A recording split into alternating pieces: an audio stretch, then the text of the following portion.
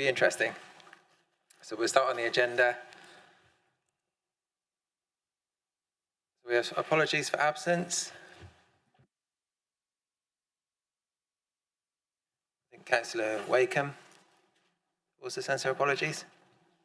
Yeah, sorry.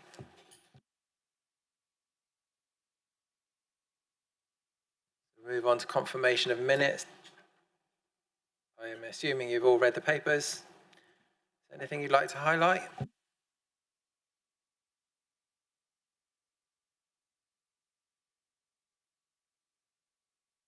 I assume we're okay with that. We've got a report back from the Task and Finish group for South West Water a bit later, so we should be okay with that.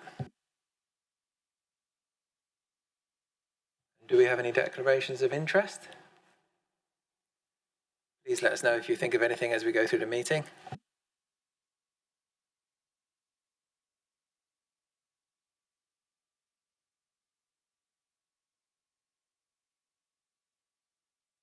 So thank you, Vice Chair. Can we go back to confirmation of minutes? Can we show hands to show we're happy with that? Happy with them? Thank you.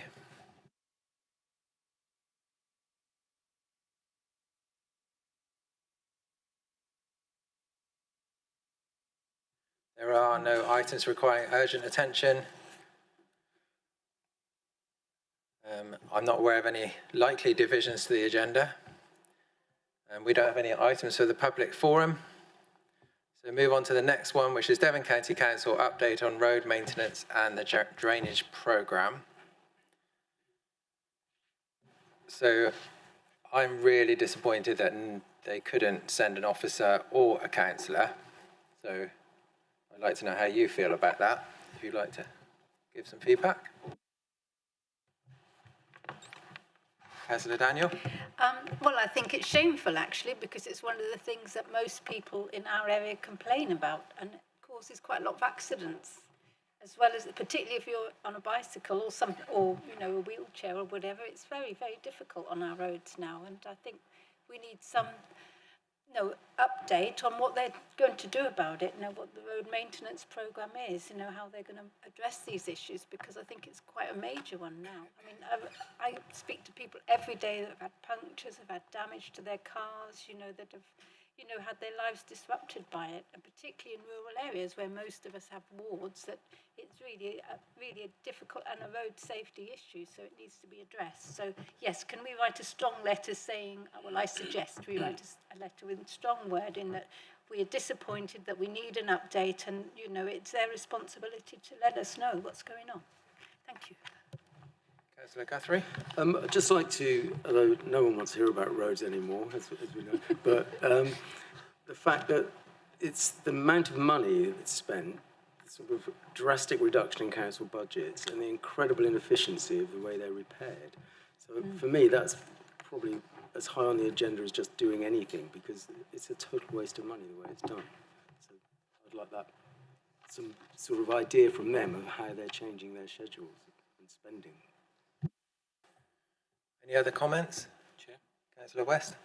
Yeah, I'm very disappointed. I'm sure everybody else is. I know from a parish council point of view, both parish councils I go to, I've been trying to contact Devon County Council and talk to people on that council for a number of years, and they haven't even had the courtesy to reply to those emails. And I'm afraid for me this just shows a complete lack, utter disrespect for us. And a lack of working with us. I'm also very interested in what you were saying, Steve, because there is talk of them taking road maintenance back in-house, which actually might be a good idea, because then it's not a private contractor. They are actually accountable to the county rather than a contractor. So I think that's a good way forward. And if those people that are on the South West Water working group member, we want to talk to them specifically around runoff and drainage and that. So it is doubly disappointing from that point of view. Thank you. Councillor Calder? Bit of a side really, but I did see a very interesting television programme where a council in Yorkshire hired a machine from Australia where why are the Australians always ahead of us in these things? An automatic machine for mending potholes. It runs over the pothole, mends it in about 3 minutes, moves on to the next one, 3 minutes, perfect mend. Machine's incredibly expensive, but the cost of repairing holes that way was very low. So it was actually a cost-effective thing in the long run. Surely we should be thinking in a wider way about potholes rather than sending out 2 men and a shovel. Or 12 men and a shovel, yeah. Councillor Leach. Yeah, when I've tried to get hold of Devon County Council officers, I'm often told that I have to go through my county councillor. They won't speak to me direct, because I think as a borough councillor, they ought to be able to speak to me, not have to go through that. I did also see something yesterday, somewhere up the country. They're using a different type of system for potholes, and it's based on recycled rubber. But for me, when they do one pothole, they should do all the potholes in the same area.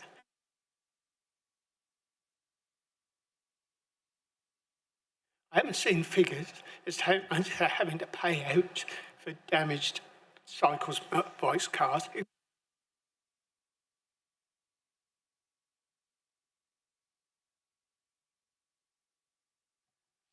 any other comments? I mean, I agree, it's really disappointing they're not talking to us. We're elected representatives of our communities, and we spend a lot of time with the people in our communities. So I think a discussion is the least we could hope for. So are we all happy to send a strong letter? Yeah, should we raise our hands, just say that? Thank you. We'll get that organised. Thank you very much.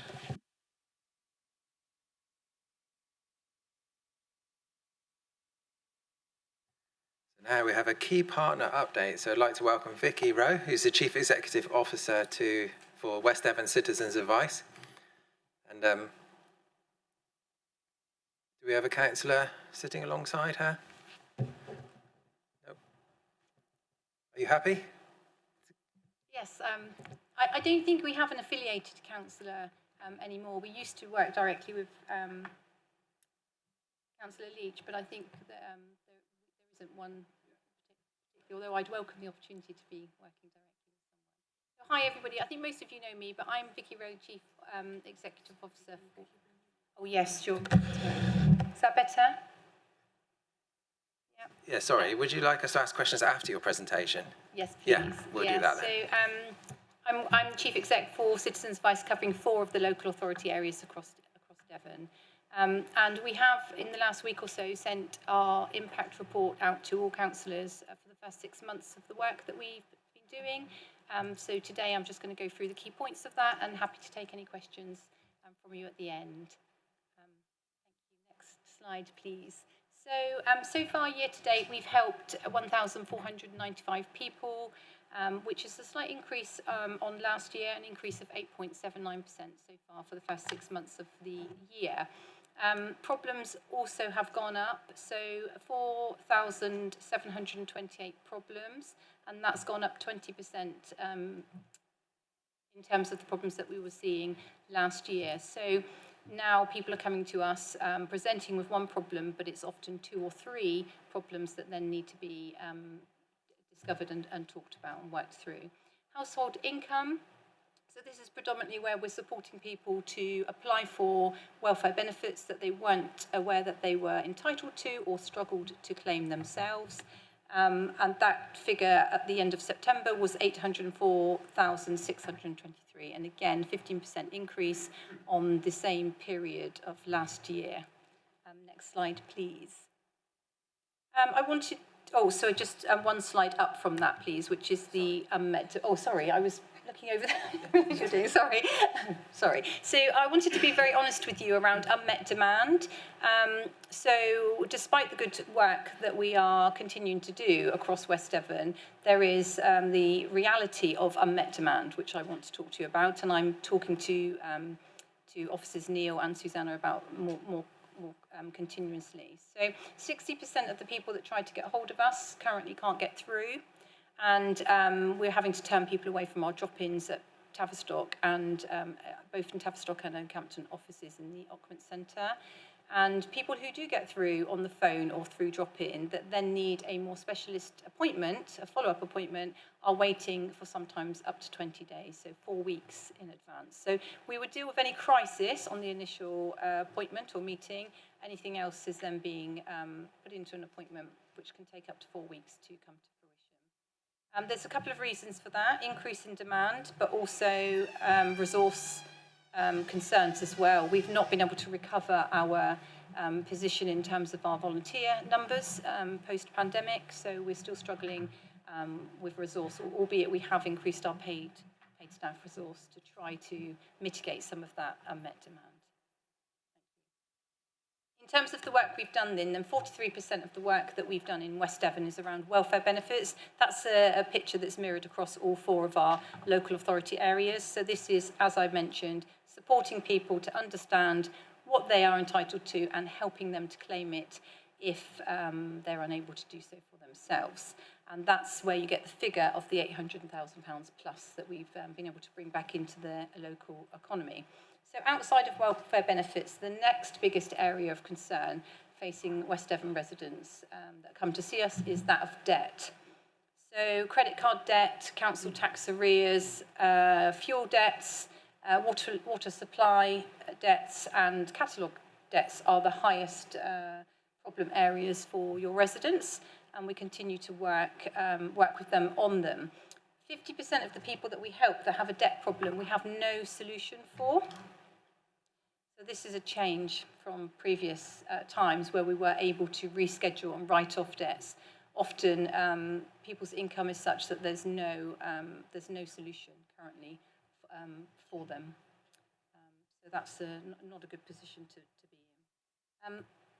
Aside from debt, the next main area of concern is that of energy. So that remains the case. It was very high last year and it remains the case and will continue to do so as we go through the winter months period. So the highest inquiry area there was around fuel vouchers. So we are supporting Devon County Council's fuel voucher distribution and also any local fuel voucher distribution that you have within West Devon Borough Council or locally otherwise. We then move on to energy debt, so people not being able to pay their bills, helping people to go onto the register for the priority services, and also warm house discount and smart meter awareness. One of the reasons that this is featuring quite high in our problem area is that we have received some funding specifically from the Energy Redress organisation to support our work in energy, and therefore the work that we're able to do is greater. We also publicise the fact that we can offer fuel vouchers, and therefore we have more people coming to us on that basis. Thank you. Next slide. Another main issue for us after energy, and you won't be surprised to hear it, is housing. So a concern that I know we both share. So threatened homelessness is the biggest area that people came to us about in West Devon. Access to the provision of accommodation, so finding homes, environmental and neighbourhood issues, disrepair, and council housing association exchanges. So right across the board, really, concerns and problems related to housing.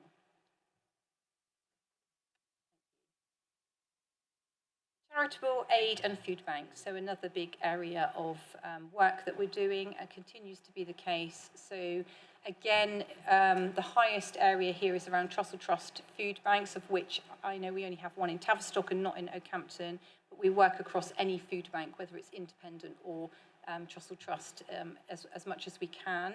We have funding from the Trussell Trust to do work directly with people that come in for food in Trussell Trust food banks. So again, that's probably why you're seeing it as the highest area that we've worked with. Independent food banks being the second, so that would be the Okehampton Food Bank for West Devon. Applications for charitable support, so any local charitable support, so whether that's through West Borough Council or whether it be through town councils or any other local organisation like Oakhampton United Charities that we would work with to support individuals. Macmillan grant applications, so we're funded by Macmillan for cohort of clients that are cancer sufferers, and we often apply for grants on their behalf as well. And also receipt of other charitable support. So that's could be small pots that are available to local people. So those are the main areas that we are supporting people in. And I would say that that is pretty much the same across all of the areas that we cover and also across the Citizens Advice network. Welfare benefits tends to be the highest across the network for support that we offer.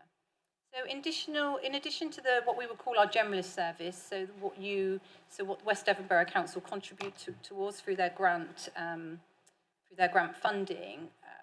In addition to that, so your contribution supports the telephone service and the drop-in facility that we offer in Tavistock and Oakhampton.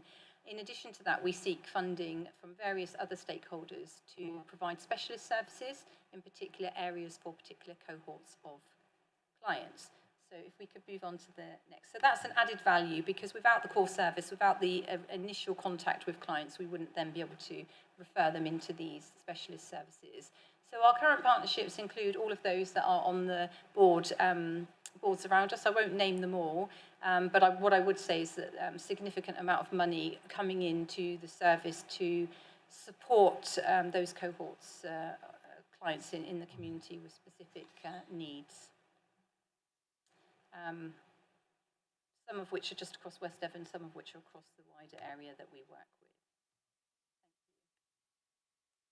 So our twin aim, so as well as giving advice and information, we also advocate for change. So we also talk to local MPs, local governments like yourself, Devon County Council, and also national government through our national body of Citizens Advice. So when we see things that we deem to be unfair in society, we record them, we gather evidence, and then we share that evidence through our impact reporting to our stakeholders to try to make society fairer.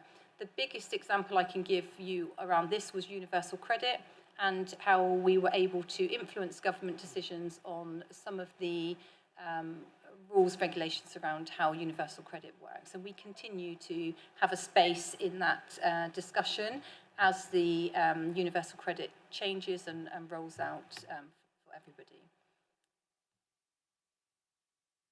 So that's evidence. So on the back of that, we write reports. So we have a living standards report that we have recently published. It's been sent out to you all as individual councillors. Please take a read of it. It talks about what people in the community are actually saying about the cost of living and how it's impacting their lives. Again, this will be shared quite widely with various stakeholders within the community and wider area. So, well-being, thank you. So we ask our customers to give us feedback on the service that we provide, and I've listed how we've sort of how they've responded in that sense. So 9 out of 10 people said that they would not have been able to resolve their problems on their own. 9 out of 10 would recommend our service, and 9 out of 10 said that we helped them to find a way forward. So that's really good feedback for us and also for yourself as stakeholders. And the next slide, thank you, we're nearly there. Also, thinking about the well-being of individuals, we survey people on well-being as well. So 70% said they felt less stressed, anxious or depressed after interaction with ourselves, and 4 in 10 had improved physical health thanks to our intervention. Our key challenges, well, you would expect them to be competition for sustainable funding. So that's a very realistic challenge this year. I think advice services have benefited through the pandemic and post-pandemic through various funding sources that were available to us. They have all dried up.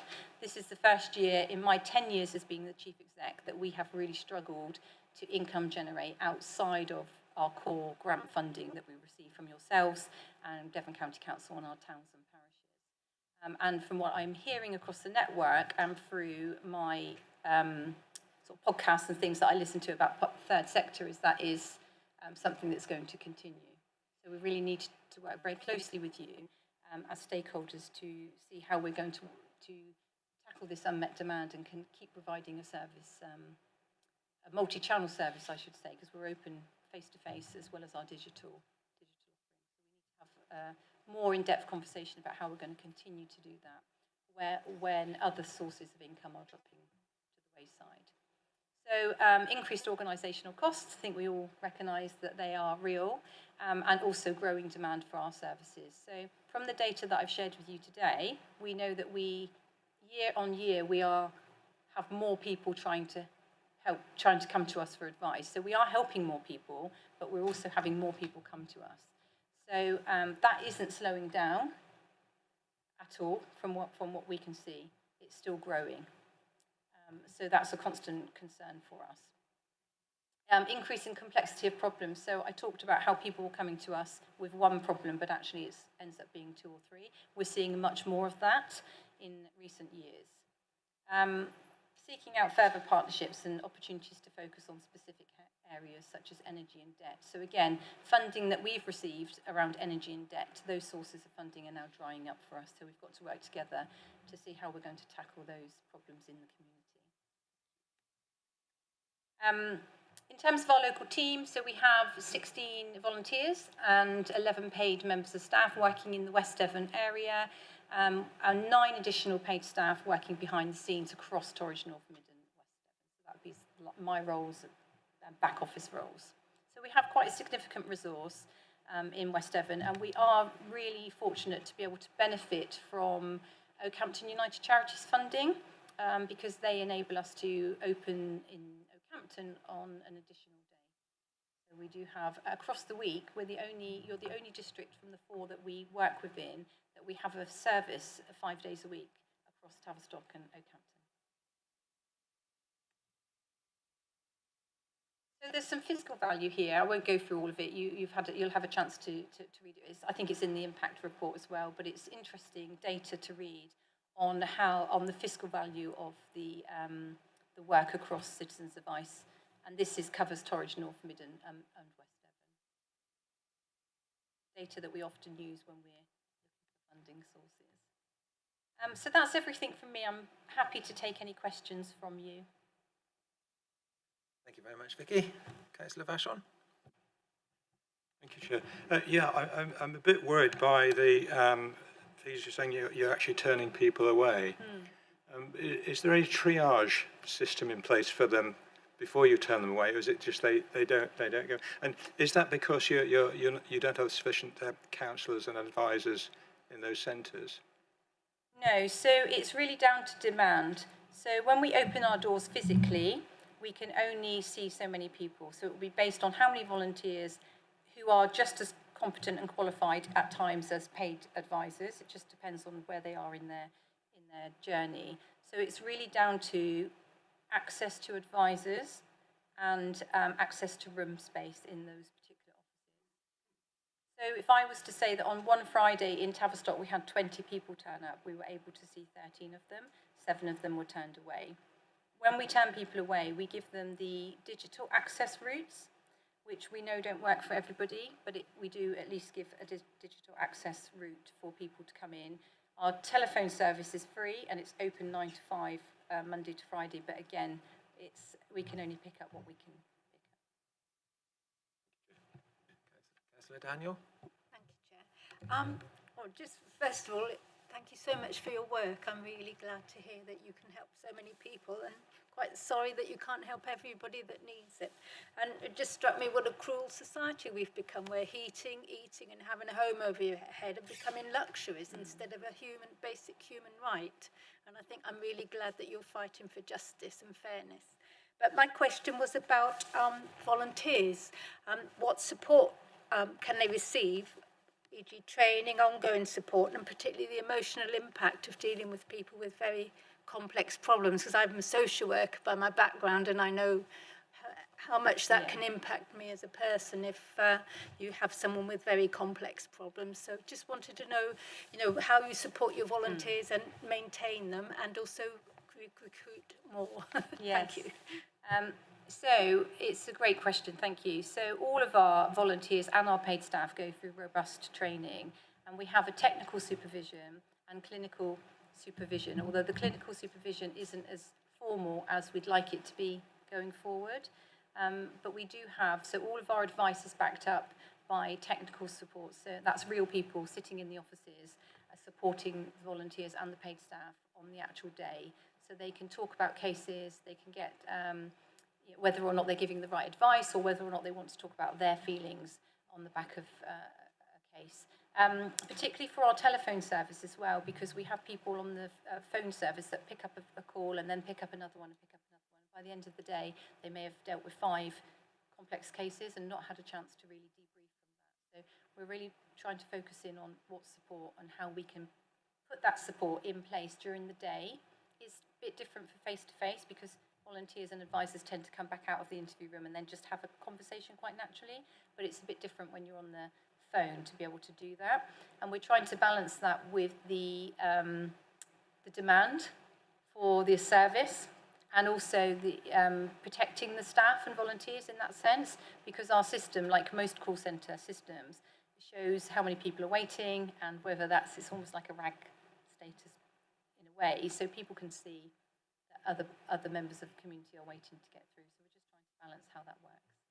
In terms of recruitment of volunteers, well, we're trying very hard to, but we always need more volunteers. The climate of volunteering has changed quite considerably since the pandemic. People going back to work or have caring needs or just wanted to retire and travel more. So we are finding it very difficult to recruit and maintain volunteers. Mostly recruit from retired people, do you find? Yes, so we try to recruit anybody that's willing and able, and we like the diversity of having, and in fact we did work with the colleges to try and have some younger sort of students, really social students coming through, but predominantly it ends up and tends to be retired people. Mr. Molyneux? Thank you, Chair. Couple of questions. First one, in terms of your telephone service, is that local or is that national?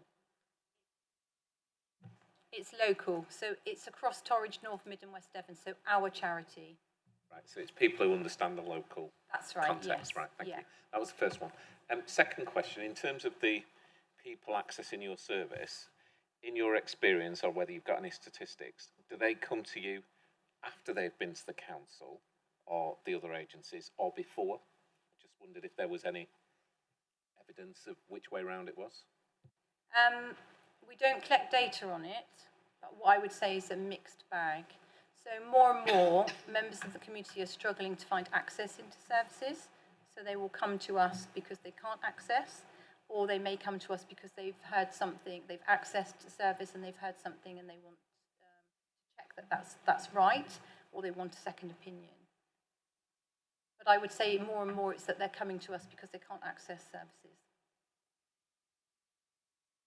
I was just going to say, I was going to ask about students and whether that was an option for recruitment as well, because I think that sort of community responsibility in young people is something we should be encouraging. So it's good to see that you're trying that. Yeah, we're trying, but I have to be honest and say it hasn't been massively successful, but we are trying. And Councillor West and then Councillor Guthrie. Thank you, Chair. Sorry, Councillor Guthrie. Okay, I've got sort of 3 areas I want to explore, if I may. I think you've already partly alluded to the question I'm going to ask, which is, we obviously have a new government, technically more socially aware, etc. Do you feel that they are giving you the right noises about extra support for people, extra support for your organisation? Because going on partly to my second part of this is, they themselves have sort of created a problem with the winter fuel allowance. We as a council are encouraging people to come to you and have a conversation, but obviously you've said yourself there are issues over capacity and being able to deal with those issues. If you'd like to answer those 2 first. Yeah, sure. So in answer to the first one, I think it's too early for us to determine. What we do know is lots of key funders, like the Big Lottery, Trussell Trust, even Macmillan to some degree, are waiting to see what the autumn statement is and to see what the government's priorities are in terms of where they want to place money. So that's caused a funding concern for us, sustainable funding concern, because we've got a big gap in our income spectrum. So I'd say it's too early to tell. Secondly, yes, interesting. So we are, so the government have set up a helpline, a free helpline for pension credit conversations, so supporting people to apply. And we are encouraging people to go directly to that number because of demand constraints. We will, of course, if people come to us, help with that. And we are in discussions, and I just spoke last week to Neil and Susanna about how we can manage that locally here, because if we have more resource, we can do something very local to encourage people to come to us, and we can support them with that, and also the link between pension credit and attendance allowance. Because we know, in Devon particularly, that there's a lot of unclaimed attendance allowance and pension credit. So we can provide a bespoke service in that area, but it involves more funding. So I'm talking to Susanna and Neil about that. But just generally, when people come to us, we would, through our welfare benefits check, which we do with everybody that touches us, we would then support people to apply for those benefits if we felt they were entitled to do so. But like you say, it's the tip of the iceberg. No, that's great, thank you. And then my next question, it intrigues me, because of course the idea of universal credit was to bring all the benefits into one place, so it looks easy, it looks simple, typical blunt, sorry, you know my phrase, blunt instrument of government. Now, I know with respect to my own family, somebody's still on ESA, and they're all going to be migrated onto universal credit. Yeah. And if colleagues didn't know, there's a threat in that. If you do it voluntary, you keep your current levels of payment. If you don't, you go to a lower level on universal credit, and you don't keep that difference.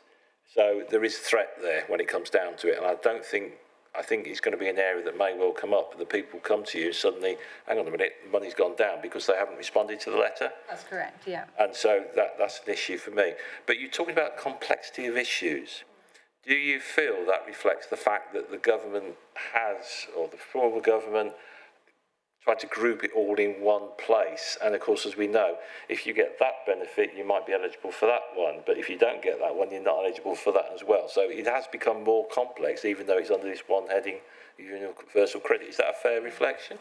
Well, to answer your first question, managed migration of universal credit is happening across Devon. So we will, again, if people touch us, we can talk about that with them. We go through a welfare benefits check that's linked to managed migration legislation, so we can see what people are entitled to, and we can advise them as to whether or not they should shift now or wait.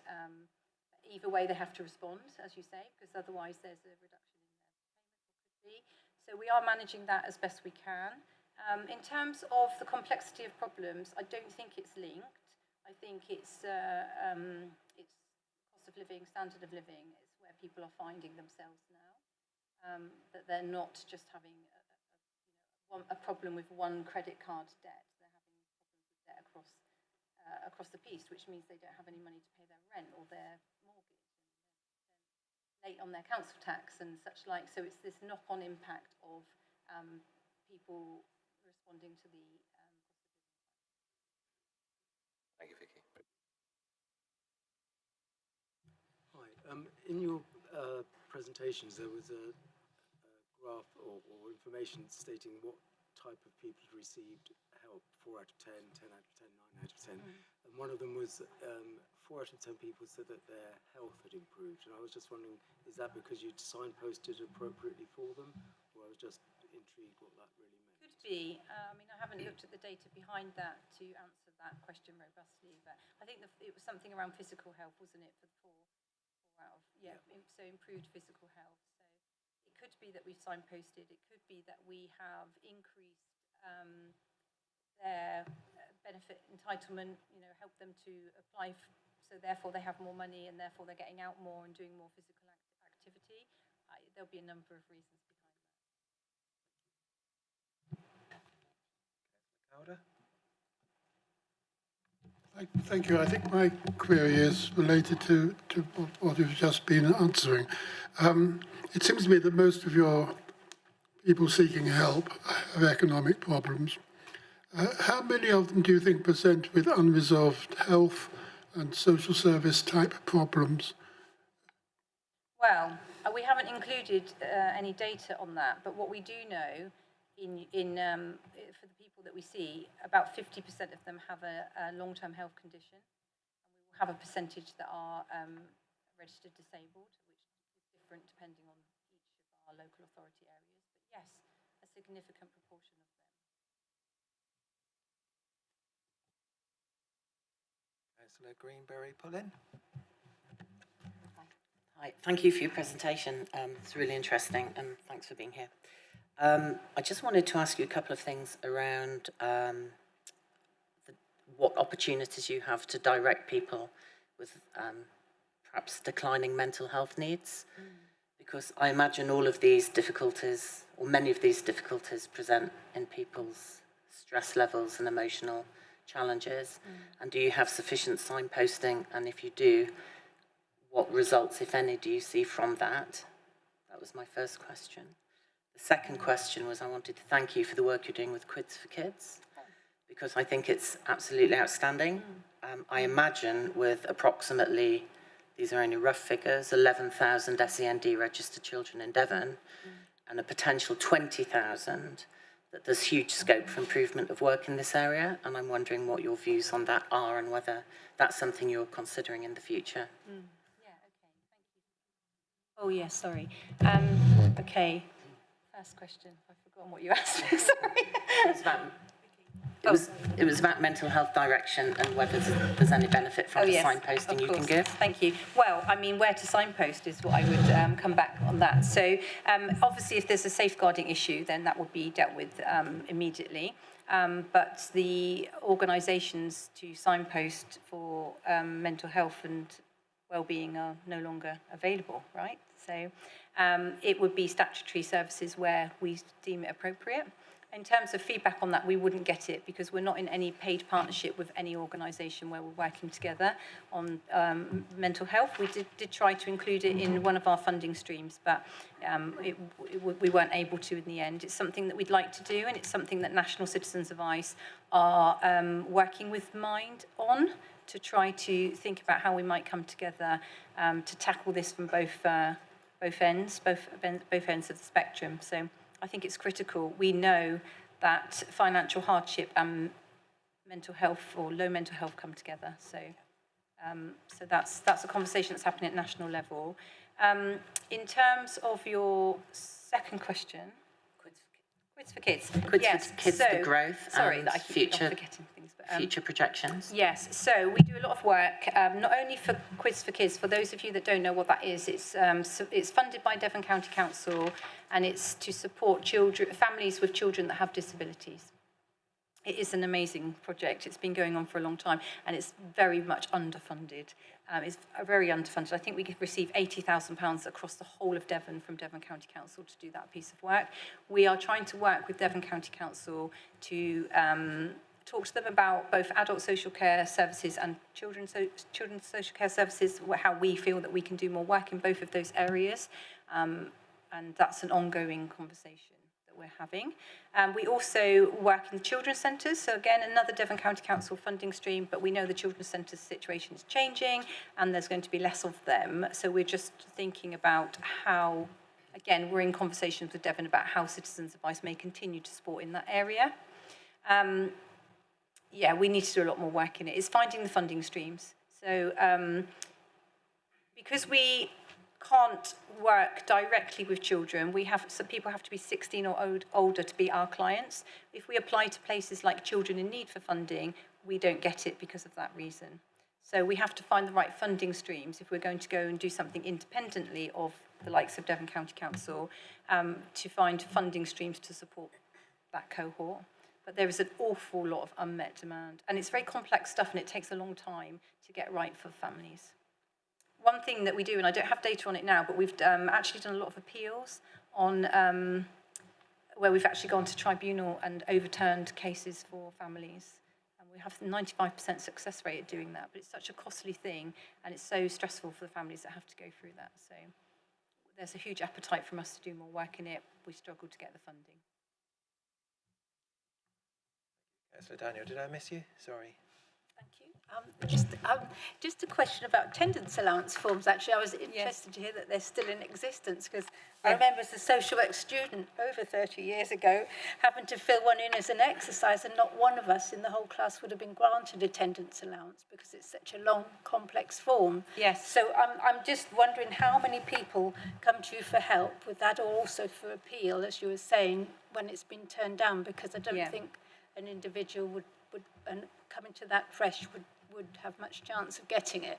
So, yeah, well, I don't have the data today, but I can get that data. So, significant amount of people. Yeah. So, it's a 28-page document, and I will say that it's designed for you to not meet the criteria. So, we support people who have been refused, declined, through mandatory reconsideration and through appeal. Yes. But we also would, as I mentioned, when people come to see us, so they may not come to see us for attendance allowance, but we would do a welfare benefit check, and if we felt that they were entitled to that benefit, we would encourage them and help them to apply for it. Are there any other agencies out there that might help people to complete the form initially? There will be other agencies out there. And what we'd like to do is work closer with them to ensure that the advice that they're giving is regulated and trusted. But there are certainly very good local organisations who are trying their best to support people with form filling. Thank you. I know the West Devon Borough Council are very good at collecting council tax, but I also see from the Living Standards report that the most common type of debt problem is council tax arrears. So is there anything we need to be more aware of or to be thinking about as a council? Well, that report covers the whole of our organisation, so it's not specific to West Devon. So it might be that that's less of a concern for you in West Devon than it might be for some of the other areas that we work within. I think if you've got fair practices, which I believe you have from conversations that I've had with your officers, then that's all that you could do as a council, to have those fair practices. Just another question. So it says in the same report, there's little respite in sight as the cost of everyday items remain high relative to household budgets. Do you think there's anything that communities can do to help and support these people more? I mean, there's things like warm spaces and cooking together, but it just seems to me that won't really change somebody's life. I think there's a lot of good work happening, particularly in West Devon. I always talk about Oakhampton, only because of Oakhampton United Charities, and we've seen firsthand the amount of support that they put into that town. But there is a lot of good things happening across both towns, actually, with the supply of food from one source or another, not just through the food banks, but I know there's other things happening in terms of food supply. Community can always do more, but I guess it's how much we ask of the community and what's the statutory rights and what should government be providing. So what we're seeing, and we are, in fairness, we are dealing with the most vulnerable in society, is that people aren't managing. I see that as well. Councillor Dexter? Oh, thank you. I'd just like to thank you very much as well for all the great work you're doing. But I was referring to a couple of slides you put up about the unmet demand as opposed to the resource you have to meet that. I'm just wondering, there's several sort of allied questions. I mean, if you wanted to have a reasonable level of unmet demand, how many more staff would you need to have?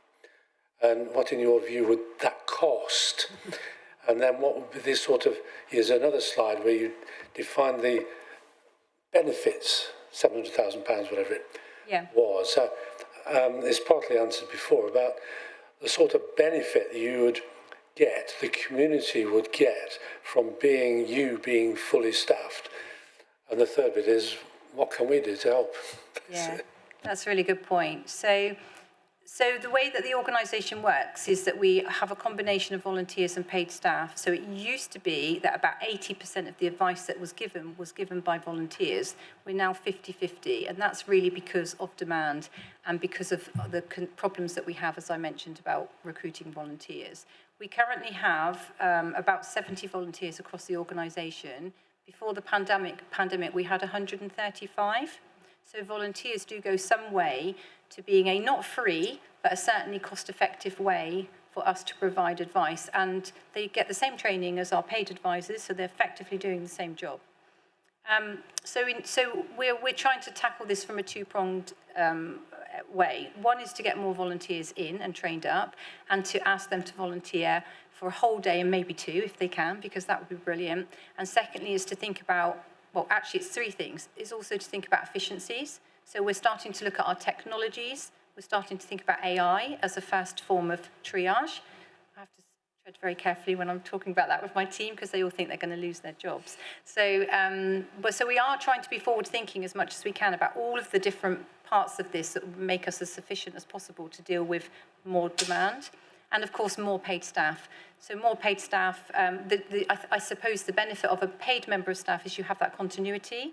You have perhaps a higher expectation in terms of how many people might get helped on any one given day as well. So we're trying to tackle it from each area. But given that we have 60% unmet demand, then we really have to double our workforce in terms of meeting demand, but nobody across the network of Citizens Advice is meeting demand. The highest that we see, particularly for similar size organisations to us, which tend to be more urban organisations up country, is about 60 to 65%.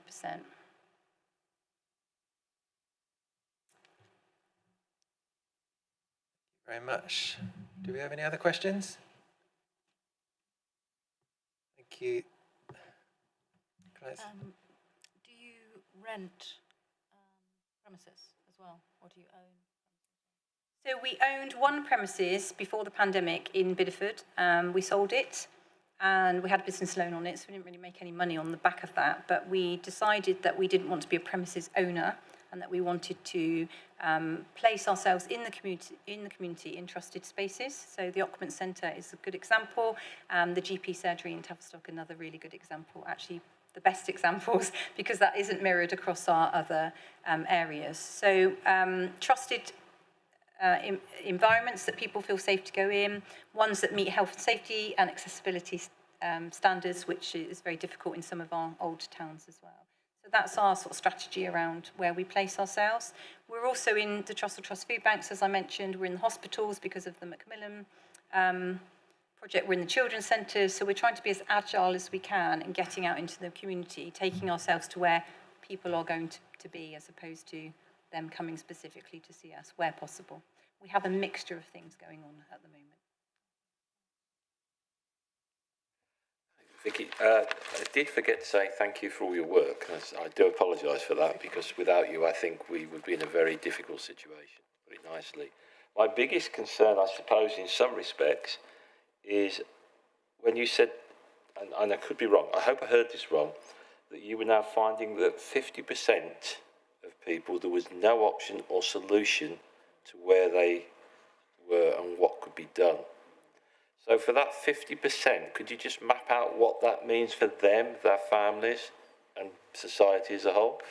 Yeah, so it means that they continue to be in their current position of debt. So they may be able to take it upon themselves to speak to creditors, in which we can support with speaking to creditors. But generally what it means is that we're not providing advice that gives a solution to the overall debt problem. We might be able to find a solution for some of the debt, but we're not finding a complete situation, which then resets them on a debt-free, debt-free place. So with that in mind, does that mean that they risk then eviction, imprisonment in some instances? Yes. So we are criminalising some of these people because we are not meeting their needs necessarily. Well, I mean, all we can do in terms of giving our advice is to work to the legal requirements that have been set out by the government in relation to rescheduling and writing off of debts. so bankruptcy and involuntary orders and such. So we work to that programme, to that law. I'm not suggesting you put them in that situation. Yeah, so, I mean, sadly, as we've already alluded to, it's a sad reflection of our society that we are letting some of the most vulnerable, we're not giving them options. And we know, you talked about mental health, physical health, that sort of thing, not just around living conditions of that, but the fact that some of them will lose homes, families will lose homes. It then falls upon us as a council to provide temporary, I assume we can provide temporary accommodation for people in debt. I'm not sure. How does that work as a council?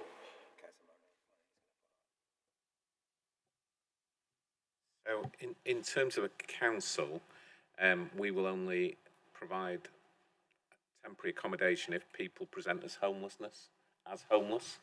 So it's already gone past the point of we're in debt to the point of they no longer have accommodation that they can live in. So in some ways, the system's already failed at that point. If I could just say, it's always our priority to try to work to reschedule and write off if possible. If it's necessary to write off, we would do that as a last resort. We want to work with local authorities, county authorities around rescheduling of debt and trying to get people back on the payment programs, but it's not always an option for our clients. Thank you, Vicky. Thank you, Steve. Mr. Molyneux?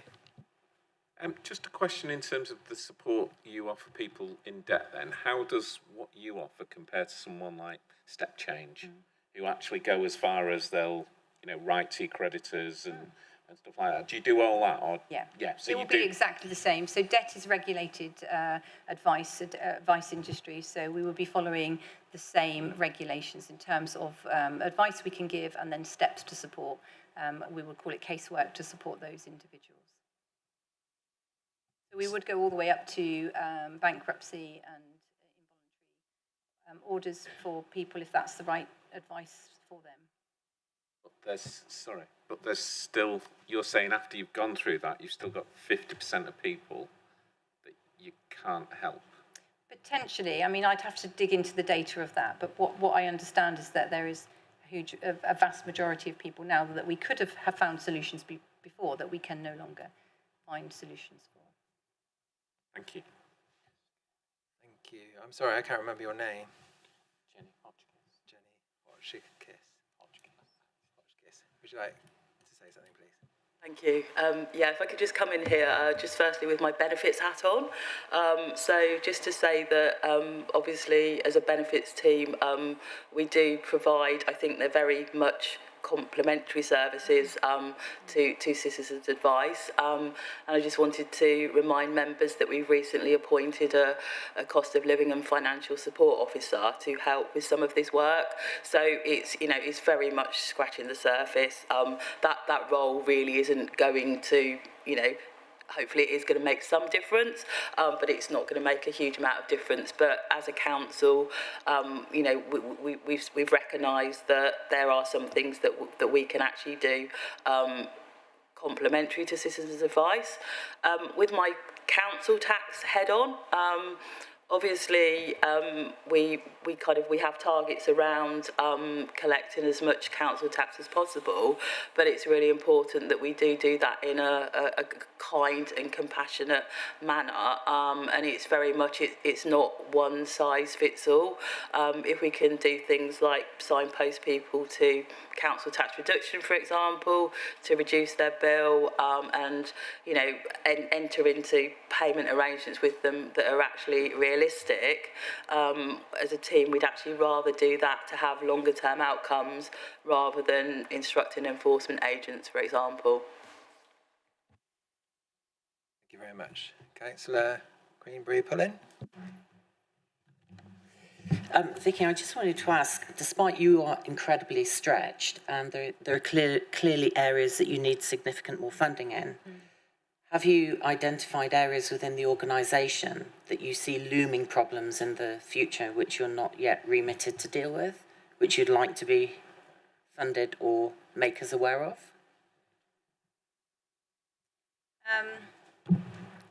Well, legal advice is one big area that we're currently not really doing much in the arena of.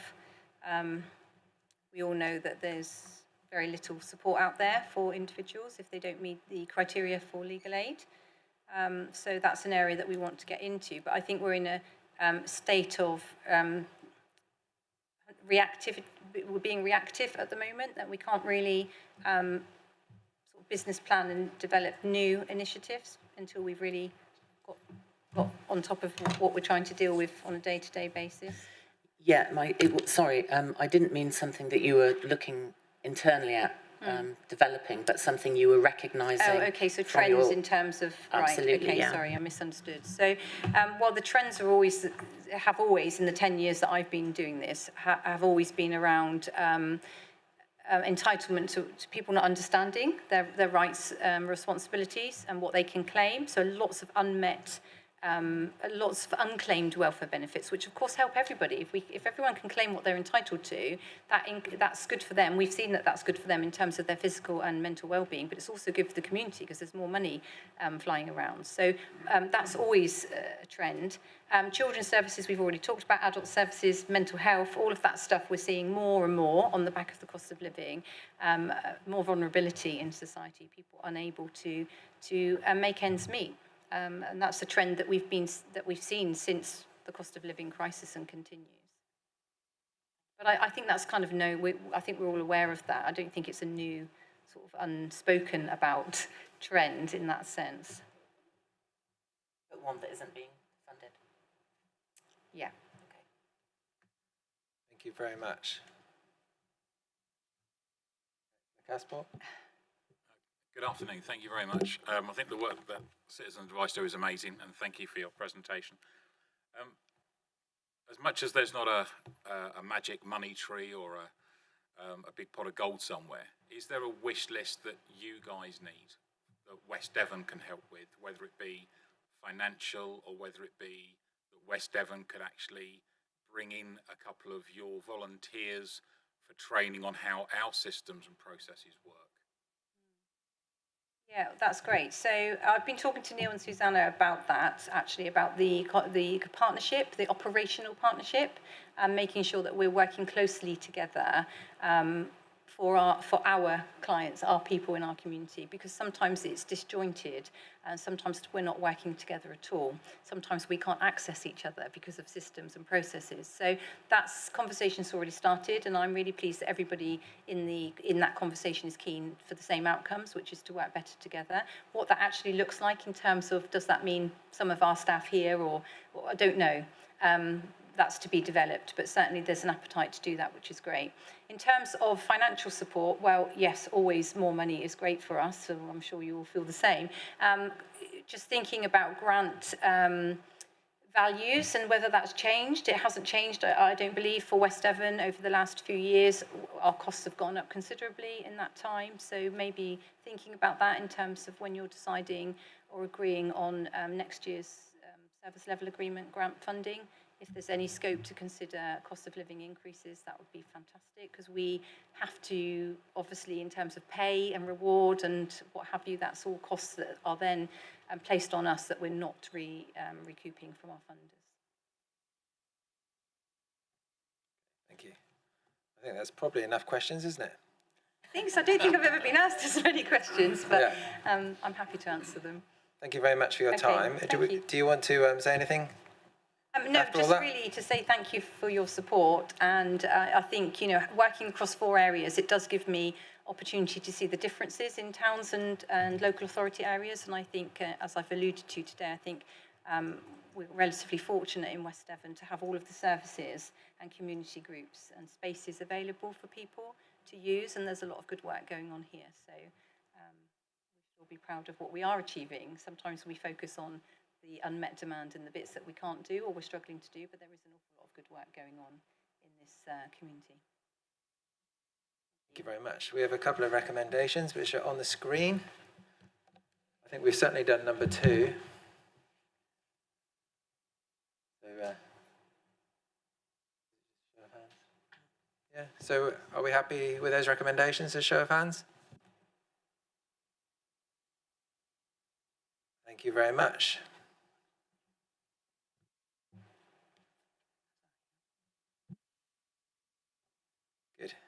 Thank you. If you'd like to, yeah.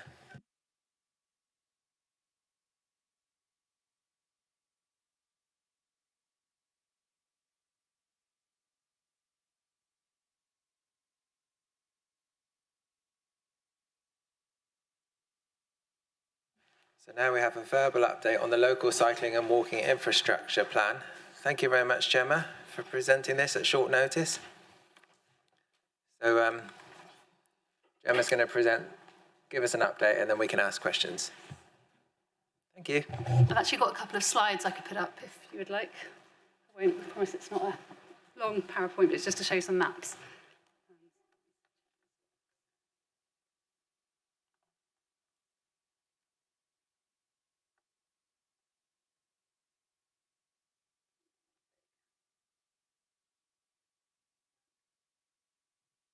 Okay. So I'm going to assume that everyone is familiar with the project. I'm going to take it right back to the beginning, but where we are now. So we've just completed the public consultation of this, and we had a drop-in in Tavistock and a drop-in in Oakhampton, both really well attended. So we had the two sort of 3-hour sessions in each of those towns. For the last 4 weeks, we've had a public consultation via Commonplace, and we've had 200, am I not close enough? 260 responses, that is across both council areas, so I couldn't tell you the split of that. Slightly lower than we would have hoped, but I suspect the people who are engaged will have commented, so we will be reviewing that over the coming weeks. In terms of what the project is showing at this point, in West Devon there are two, naturally the project is focused on the two main towns, Tavistock and Oakhampton. This map is taken from the Commonplace platform, and the dots on it are actually where members of the public or councillors or anyone has dropped a pin and told us about an issue they have in that area. So that's part of one of the ways that people were able to give us comments. The blue lines the blue and the red are essentially routes that the consultants identified as priority routes for walking or cycling. The blue ones are generally the ones that go out of the town and join up with a further settlement. So that was Tavistock. This is Oakhampton. You can see here, the blue line going out towards Sticklepath is the interurban route, showing that obviously the connection from Oakhampton out to this closer villages. That's Oakhampton. Then panning out, these are the longer routes that have been identified across West Devon. There aren't, obviously this is focused on the edge of Plymouth up to Tavistock. There is nothing in that above, between Tavistock and Oakhampton, there aren't any priority routes, and that's why this is focused on this section of West Devon. Again, you can see the comments, the number of comments, not many comments people have put on the routes themselves, just they're mainly centred on the towns. Do stop me at any point if anyone's got any questions, but we can come back to this. Then along each of those routes, the consultants identified barriers that might make it harder for people to walk or cycle. So that could be a narrow pavement, an uneven pavement, a difficult junction, a busy section of road. So on this map, the dots look quite similar to the previous dots, but what these dots show you are interventions. So that a barrier has been identified, and the consultant has identified a way to overcome that barrier. If you were to total up all of these interventions, we are talking millions and millions of pounds. So we're not in any way saying that we will ever have budget to do this. It's simply an evidence-gathering exercise to make sure that we have as much evidence as possible. Say, should a new housing development come forward, we've got the evidence to say, right, well, we want Section 106 money for this particular junction improvement, which previously we didn't have. So it puts us in a much stronger position. So the next section is that in West Devon, we still have funding allocated through the UKSBF REP fund, and that is, if you assume you still need to keep someone in place as an active travel officer, the residual amount is 450,000. So we need a way of agreeing where that money is going to be spent. So I've talked about the routes. You've got routes, and along each route, you've got interventions that have been recommended by the consultants. what will happen next is the routes will be ranked, and they're ranked on a whole matrix of different categories, which you can see here. Demand being the main one, because central funding is given quite naturally where there's value for money, so we have routes that will benefit the most amount of people.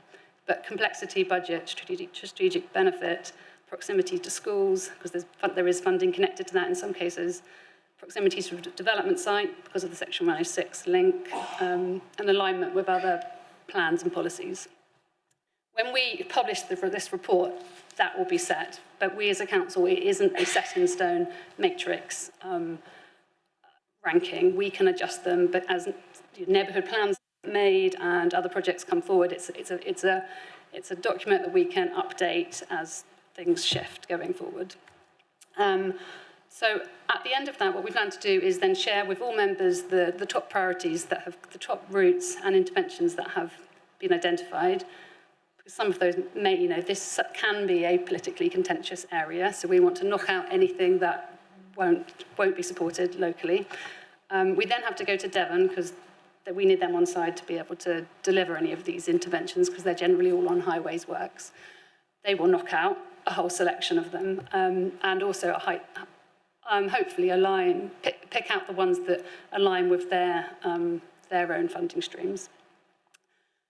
We then plan to, where are we up to here? Yeah, so with Devon, so then we'll have hopefully a list of viable deliverable projects that could be funded with the 450,000 that we have left. We will bring a report to Hub to agree those, and then the plan being that we will deliver those projects over the following 2 years. So that is our LC whip. The other thing I thought might be helpful for me to talk about is how it overlaps with Devon's, because Devon have just recently consulted on the county-wide LC whip is this project, local walking and cycling infrastructure plan. I've got the Devon one if people would like, or you could ask me questions on this at this point, or I can just show you what's happening in Devon. Yeah.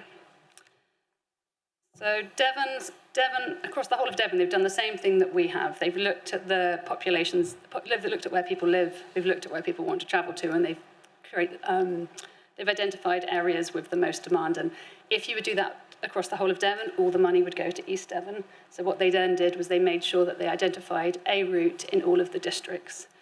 It's a little bit ambiguous to us how they have refined their routes down. I haven't been shared that information, and we will ask those questions when we go back to Devon to provide our council response.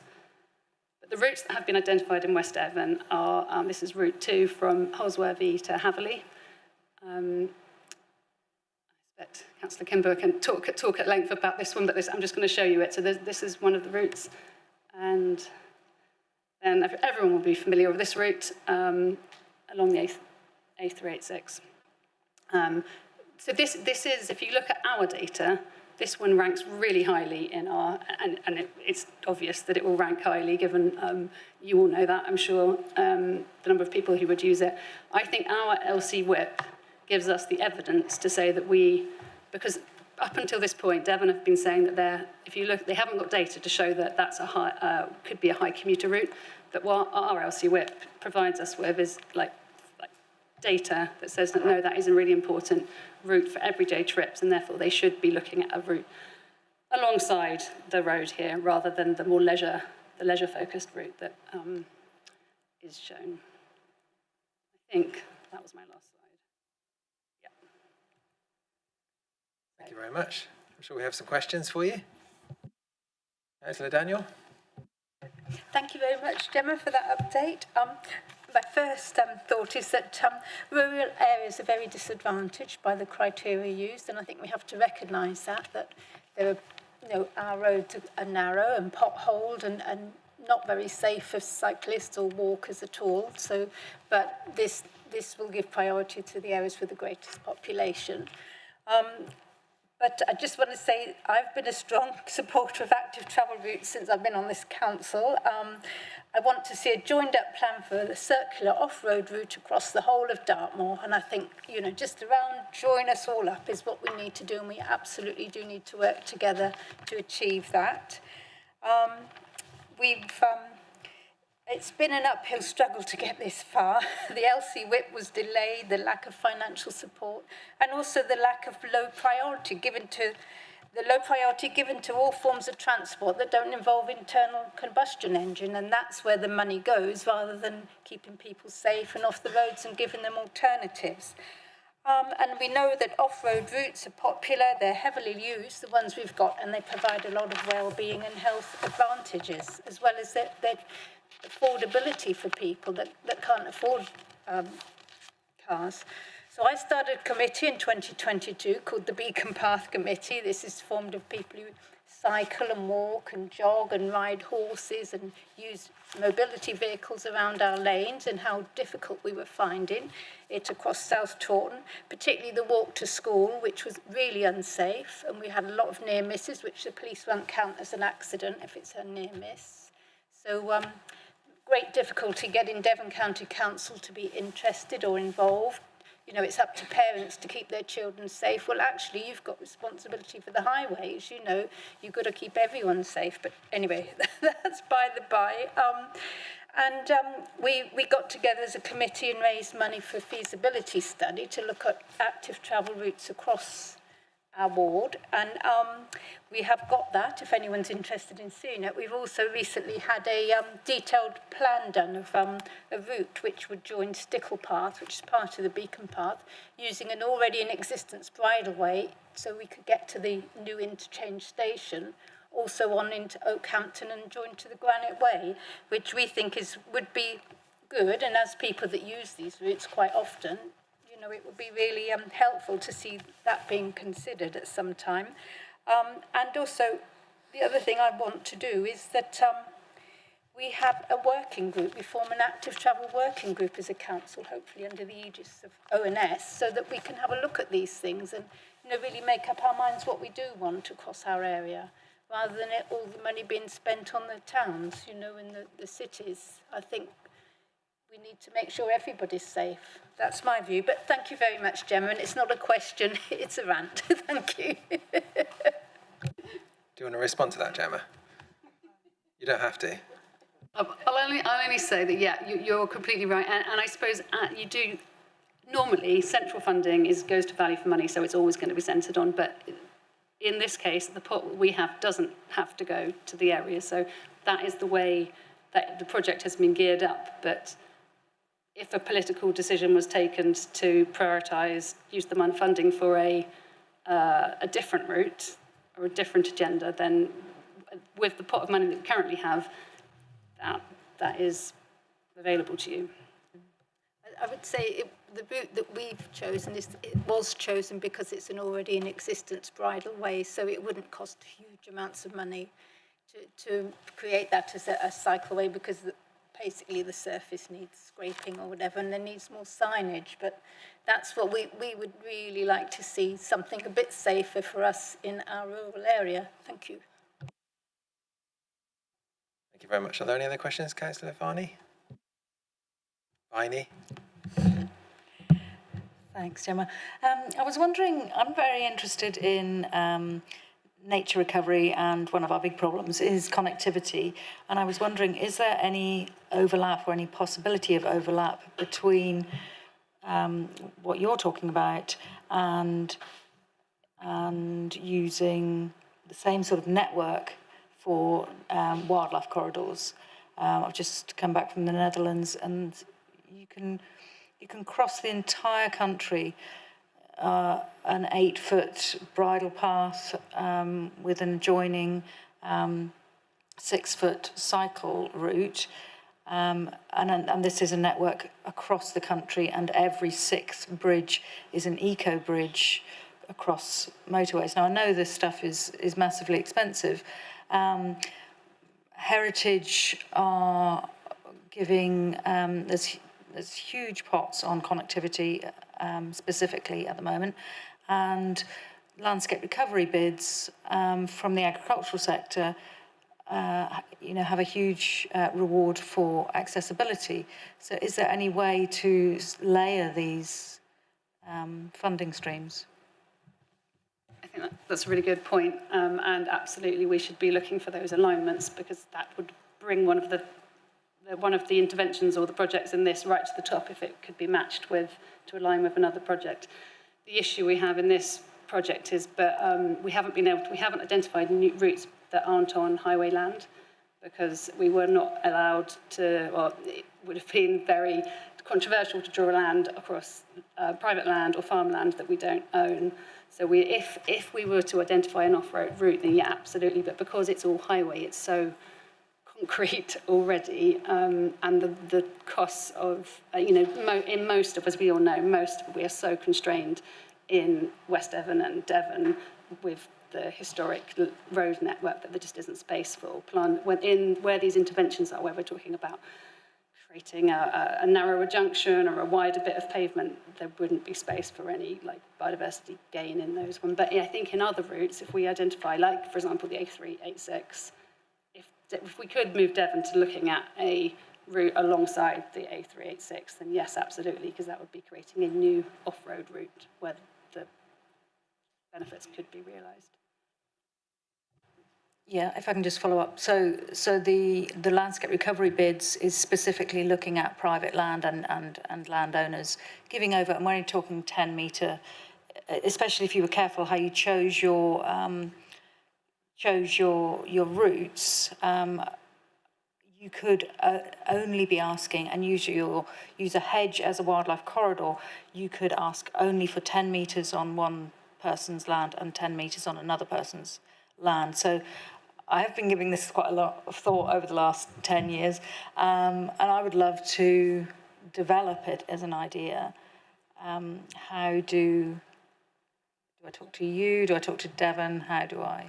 Yeah, come and talk to me, and then we could work out a plan. I mean, I think particularly I was thinking about, Councillor Daniels, that you've got a section of your route that's, yeah, so like a route that, if we have a route that we've identified as they're a priority others are working on, then that's, because within this project we haven't identified new off-road routes, it would be quite hard to work out where they are. But if someone brings one to us, then we could look at how we can work with the landowners and see if they're agreeable to it.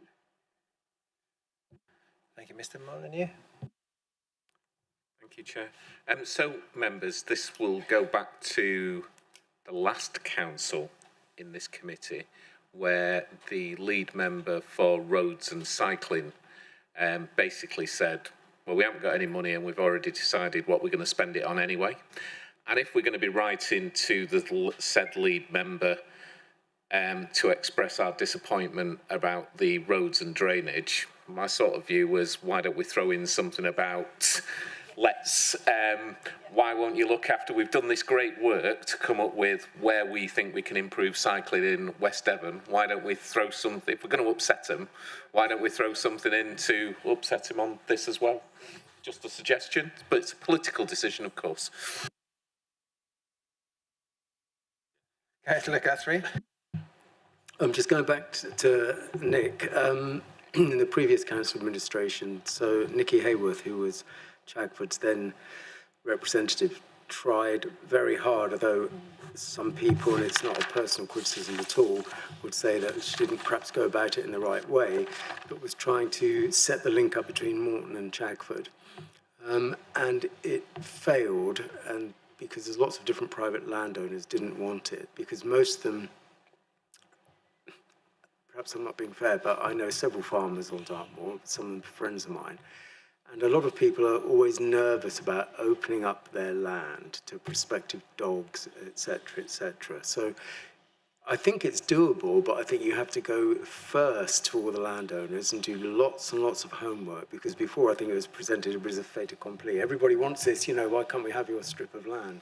And I think you have to work very hard with the landowners and get them on side, and it's not an easy job, but I think you have to present it in a way that gives them something, and I'm not sure that was done.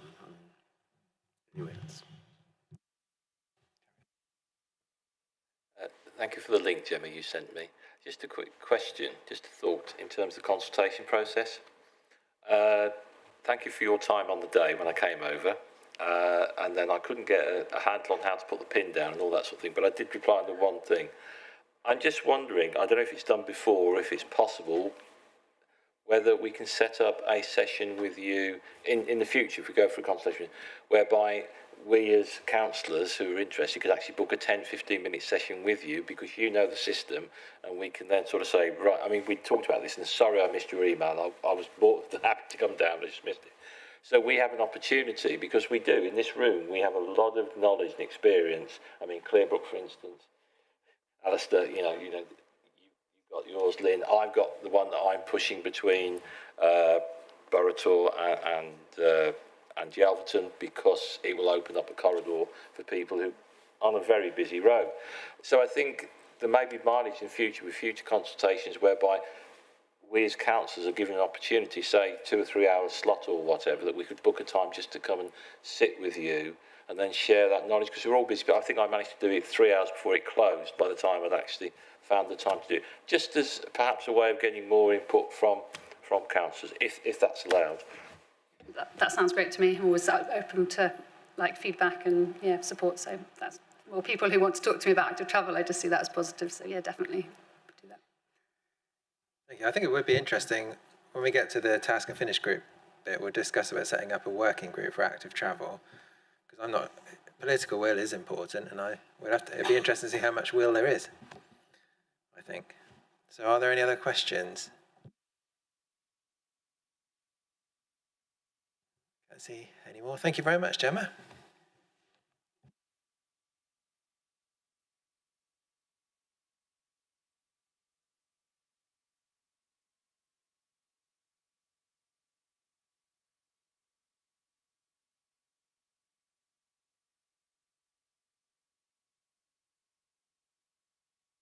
Okay, we now have a thematic update on neighbourhood services. Councillor Bridgewater, who's the lead member. Are you okay to present this? Yes, good afternoon, members.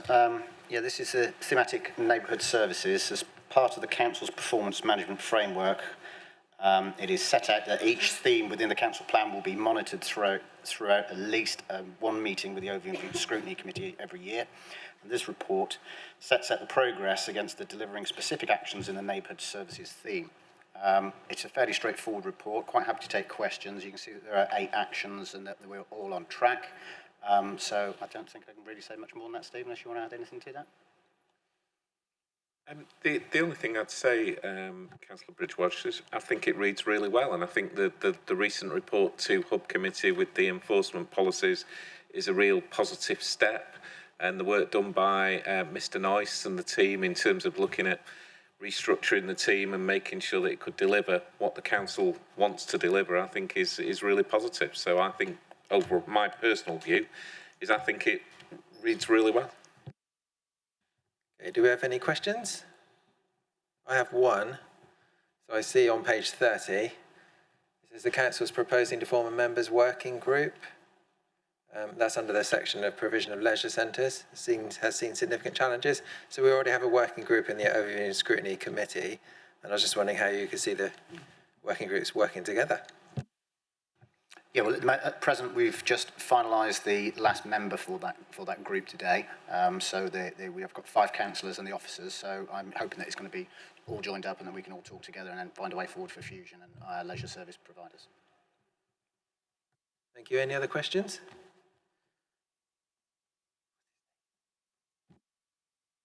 Councillor Dexter. I have to wave my hand, don't I? Thank you very much. I think it's a very good report. Page 31 talks about progress with Oakhampton Community Governance Review, and I think it's great progress as well. And it talks about, it's intended that meetings are going to be held with the local ward members and parish council representatives. I just wonder if you could expand about this a little bit, just so we can get the terms of reference of what's looking to be achieved with this, but I think we'd all welcome it. Thank you. I think Neil's happy to comment on this one. No, sorry, so that was a fake hand, Chairman. Apologies. I'll let Adam respond. You don't want to comment then? Back to Councillor Bridgewater. Thank you. No, yes, obviously we are very mindful of the fact that we want to be able to speak to local board members moving this forward. We've got quite a bit of time because this doesn't become implemented until 2027. So I envision that we're going to have lots of conversations with various interested parties and take that forward. Any other questions? So just may I add one comment, Chair? No, I think that's great, except I'd counsel a little bit of more speed than that, because there are lots of issues, particularly in the east of Oakhampton, that the Town Council will be taking on over from that need to be decided upon very, very soon rather than just waiting. Yeah, I mean, I'd just like to add that I think Darryl has attended a meeting with the town council over there, hasn't he? And a sort of smooth way forward, and to help them with the way forward, and also the deputy monitor officer as well. So we are in conversations with them, and then obviously we'll take their views forward from there. Any other questions, or should we move on to recommendations? The recommendations are on the screen, and we're noting the progress update. We all happy with that? Do you want to raise your hand? Thank you very much, Councillor Bridgewater.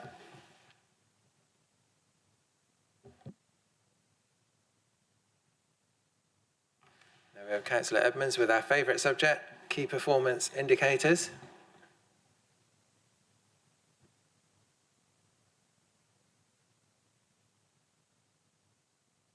You presenting this one on your own?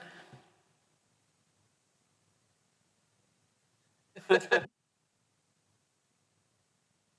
you, Chair. It's my favourite subject as well. So, members, this report provides an update on the Council's performance for the period April to August 2024, focusing on key performance indicators across a range of frontline service areas as part of the Council's ongoing performance management framework. The Overview and Scrutiny Committee is asked to review and note these KPIs, which serve as a vital tool for monitoring service delivery and operational effectiveness. Since the last performance report in April of this year, a task and finish group has conducted a review of the KPIs, recommended some minor adjustments to enhance their relevance and alignment with the Council plan. This report reflects those revisions and presents an updated overview of service performance, with Section 3 of the report offering insight into the areas of food inspections and planning enforcement and the planned developments for future reporting cycles. So looking at the data in Appendix A, the performance on a page presents an overall position of achievement at or above target, with just 2 KPIs at amber and only 1 red rating. The first amber is temporary accommodation. No numerical target set for this KPI. It reflects the movement in the number of families in temporary accommodation across the borough. This KPI needs to be read in conjunction with the homelessness prevented slide, which I think is the next slide, which shows an above target performance and evidence that early intervention by officers has produced good results.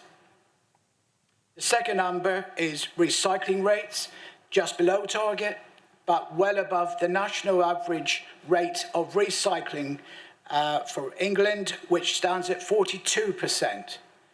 Further advertising campaigns are planned to encourage residents to increase their recycling efforts.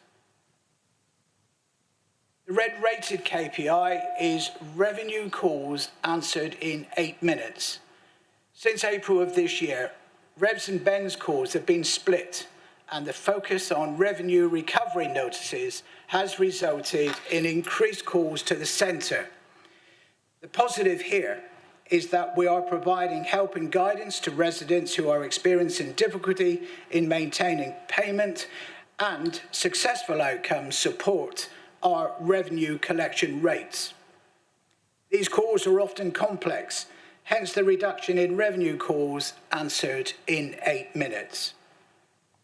The excellent performance seen in benefits calls answered in 8 minutes is evidence that the split call arrangement is working well. And finally, the committee is asked to consider the updated KPIs outlined in Appendix A as part of its scrutiny and oversight role. Thank you. Can I just start off with a clarification? I should probably know the answer to this, but on page 60 it says, we continue to get a lot of calls in response to recovery notices. I don't know what a recovery notice is.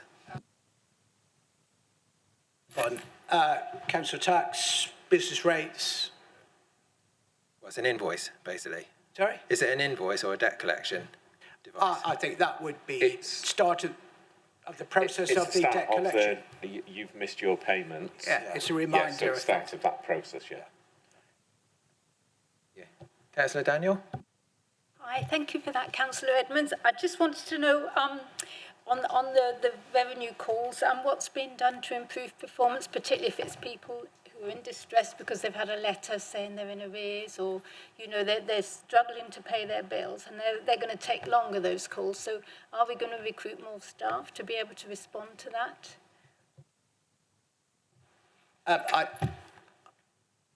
think I'll have to defer to to Mr. Molyneux on that one, but obviously we would be signposting these people to, council tax reduction schemes and providing help wherever possible. That means that those calls tend to be longer, but in terms of whether we're increasing the resource, I think I'll have to defer to Mr. Molyneux. Here is my head of revenues and benefits. Very timely. I was just thinking, she's sat there the whole meeting, and we now get to the why I asked her to come along.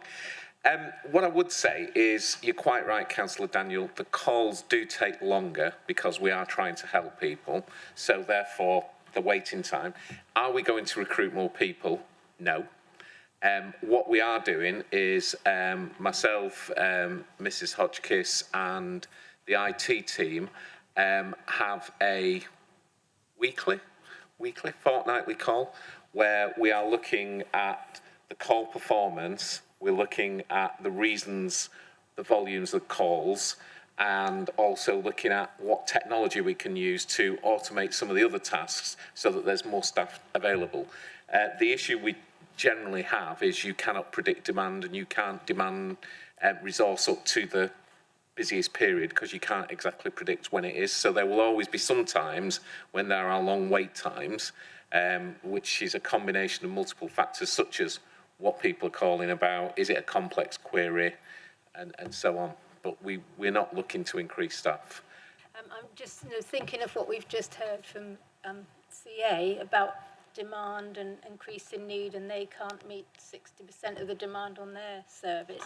So obviously those people are going to come to us also rather than there because they want help with their debts. And I think, we need to respond to that because that's the situation we're in as a society, isn't it? That debt is increasing, people are struggling to pay and struggling to find means to be able to pay and help with that. Yes, and we also offer ringback. So if people are waiting, we give them an option to leave a message and then we will call you back. So we do that. And the other point I should say, which relates to the revenue collection rates, is we are, I think, was it 26th or 29th in the district authorities in terms of collection rates. So in terms of our council tax collection, we do offer resident support, but we actually fare really, we're in the top quartile of all councils in terms of our collection rate. So we are collecting the majority of the council tax as well. Thanks. Right, Councillor Caspar. Thank you. You mentioned that if somebody rings up and they're waiting, you have the option of leaving a message for us to do a ring back. Does our system, rather than allowing them to leave a message, does our system enable them to press a button to be automatically put in a queue so they can then put their phone down, and then our system brings them back when there's somebody available, like some of the other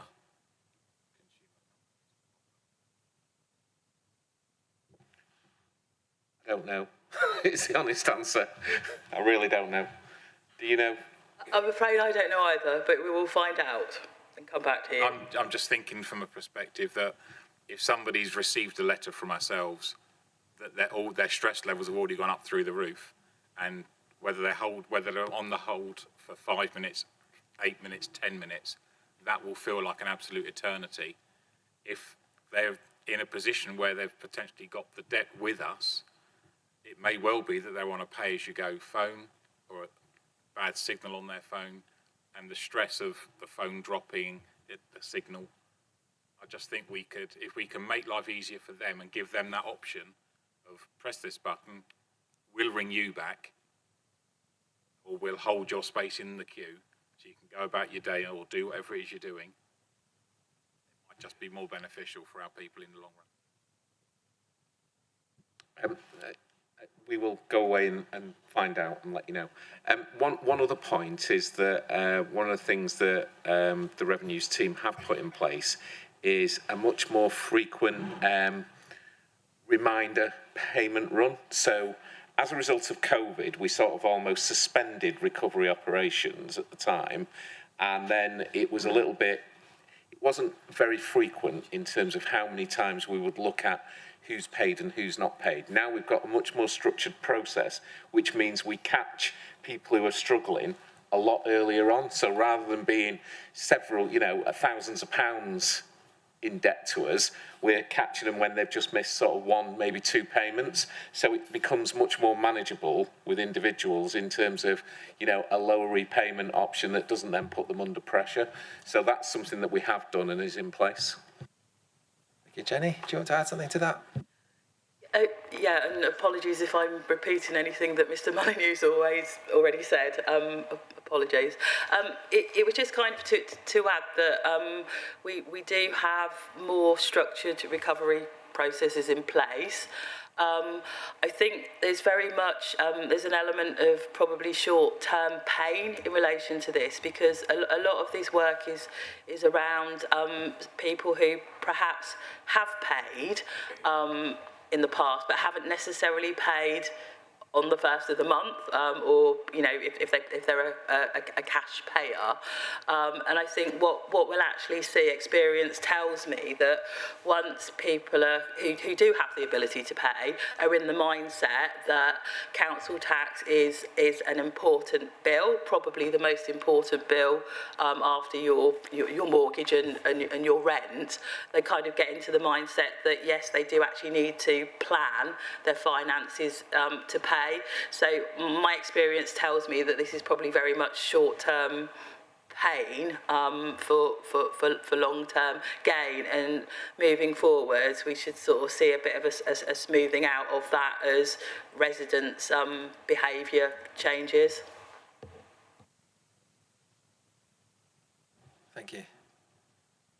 Councillor Opens.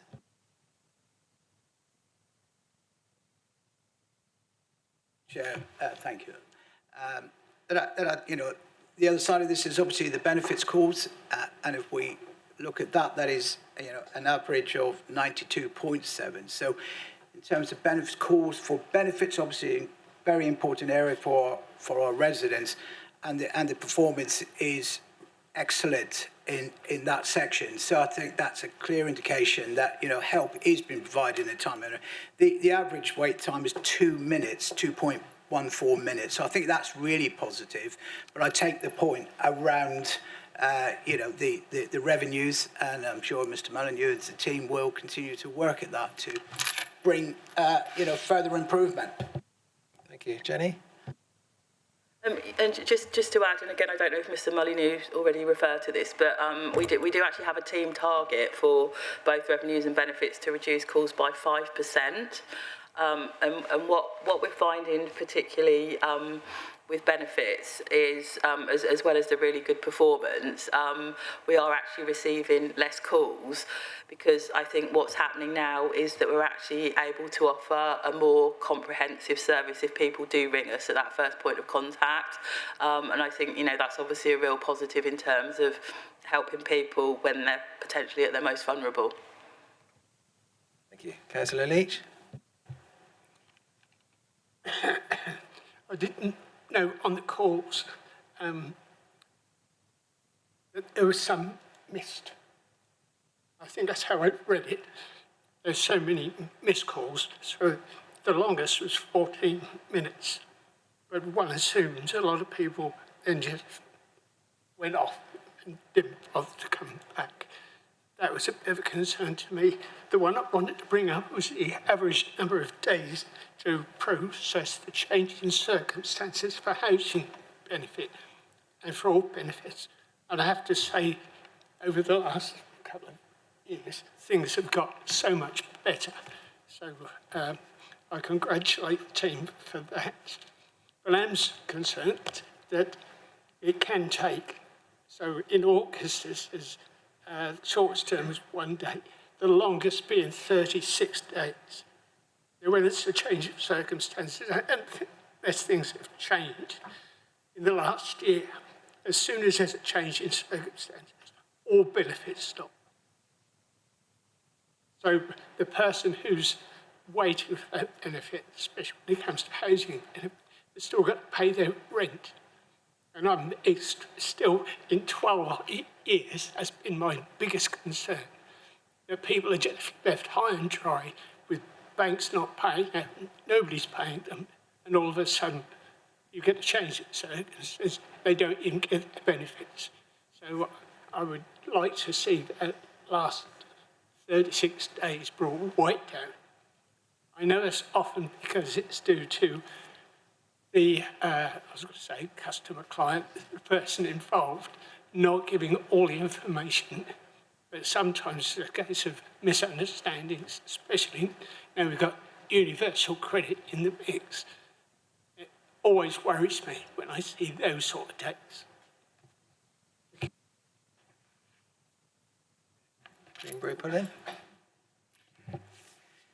I just wanted to comment on a segue comment, actually. So without any offence, I just wanted to raise the fact that I really don't think, and it's a slight segue, that council tax is one of the most important bills people in our communities are facing. I think food and heating is the most essential. And I just wanted to make that clear. And I think that's behind a lot of people's anxiety when they make the calls, because they're struggling with the absolutely fundamentals. And I see that in my wards significantly. Thank you for reminding us. I have a, sorry? Councillor Edmonds, do you want to add something? I've got a question for you when you're ready. To Tony's point, really, and it's really passed the question on to Jenny, is whether we've done any analysis of those calls that say 36 minutes. I think it would be interesting to see where the delay is, and is it a delay in the resident providing information, or indeed is the delay at our end? Has any work been done on that to identify the reasons for those sort of longer waiting periods? Thank you, Councillor Edmonds. Yeah, we are starting to do that, because I think, you know, generally the performance is very good, but if you have any negative peaks within that, we need to understand why. So we are starting to do, you know, that analysis to actually understand what's not gone quite right in those particular cases. That's excellent. And perhaps you'd kindly copy me in with perhaps the results of that, so that if members wish to follow that, I'd be happy to put that information out there if we get any further requests. Yep, happy. Thank you. Jenny, just a quick question. I mean, the trouble is statistics, downline statistics, etc. So there you've got the two extremes, basically. And it's quite right, as Chris said, that we're looking at what's happened.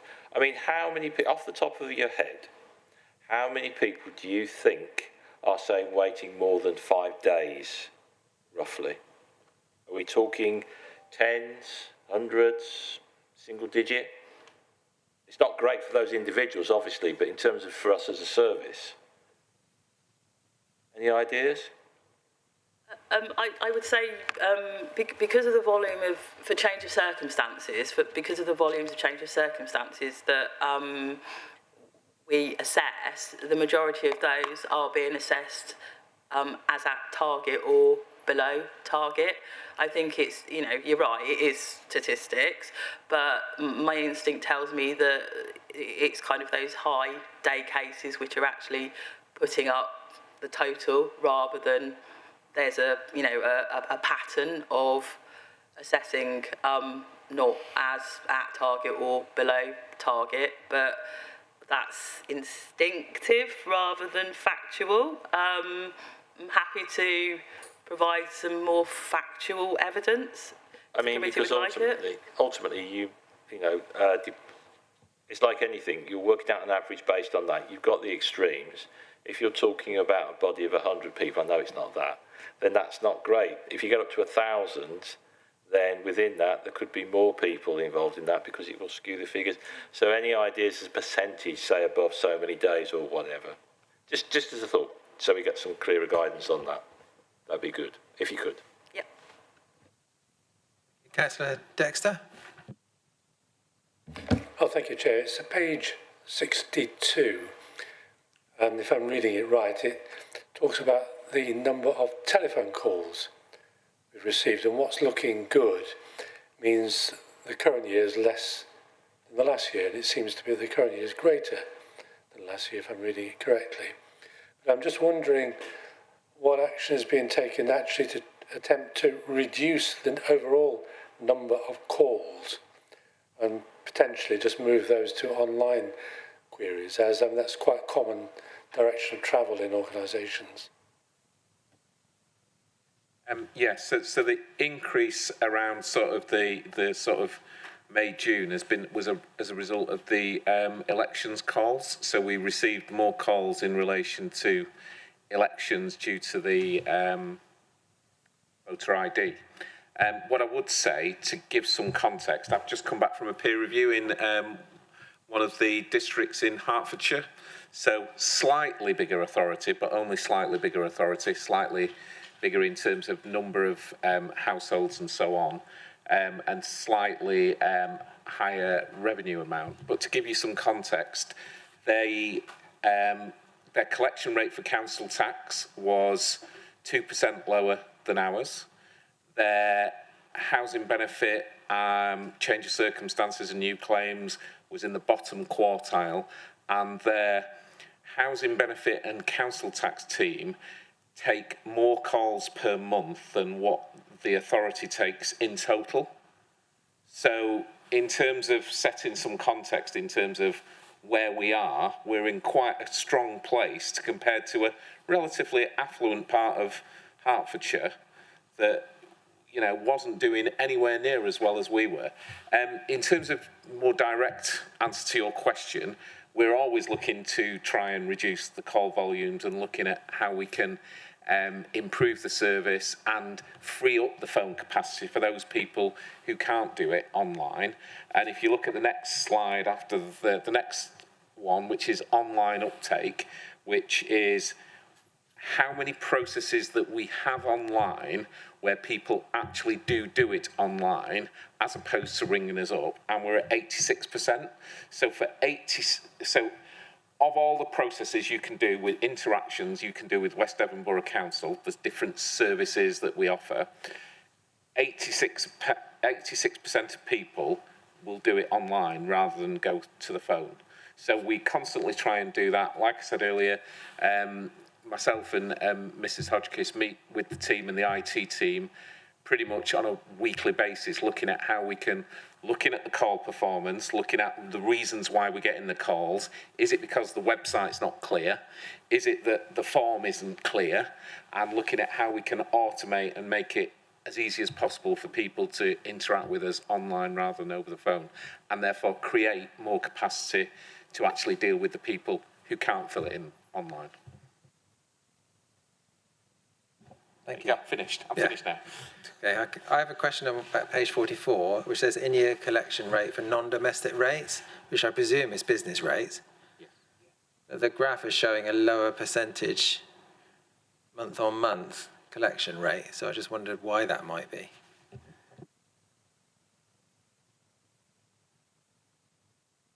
I thought initially it might be because we have less businesses, but it's a percentage rate, so.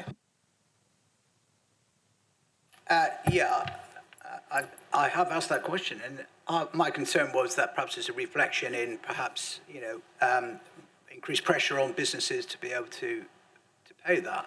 I don't believe that is the issue. So, again, whether Mrs. Hotchkiss has got, I know she's got an answer. She's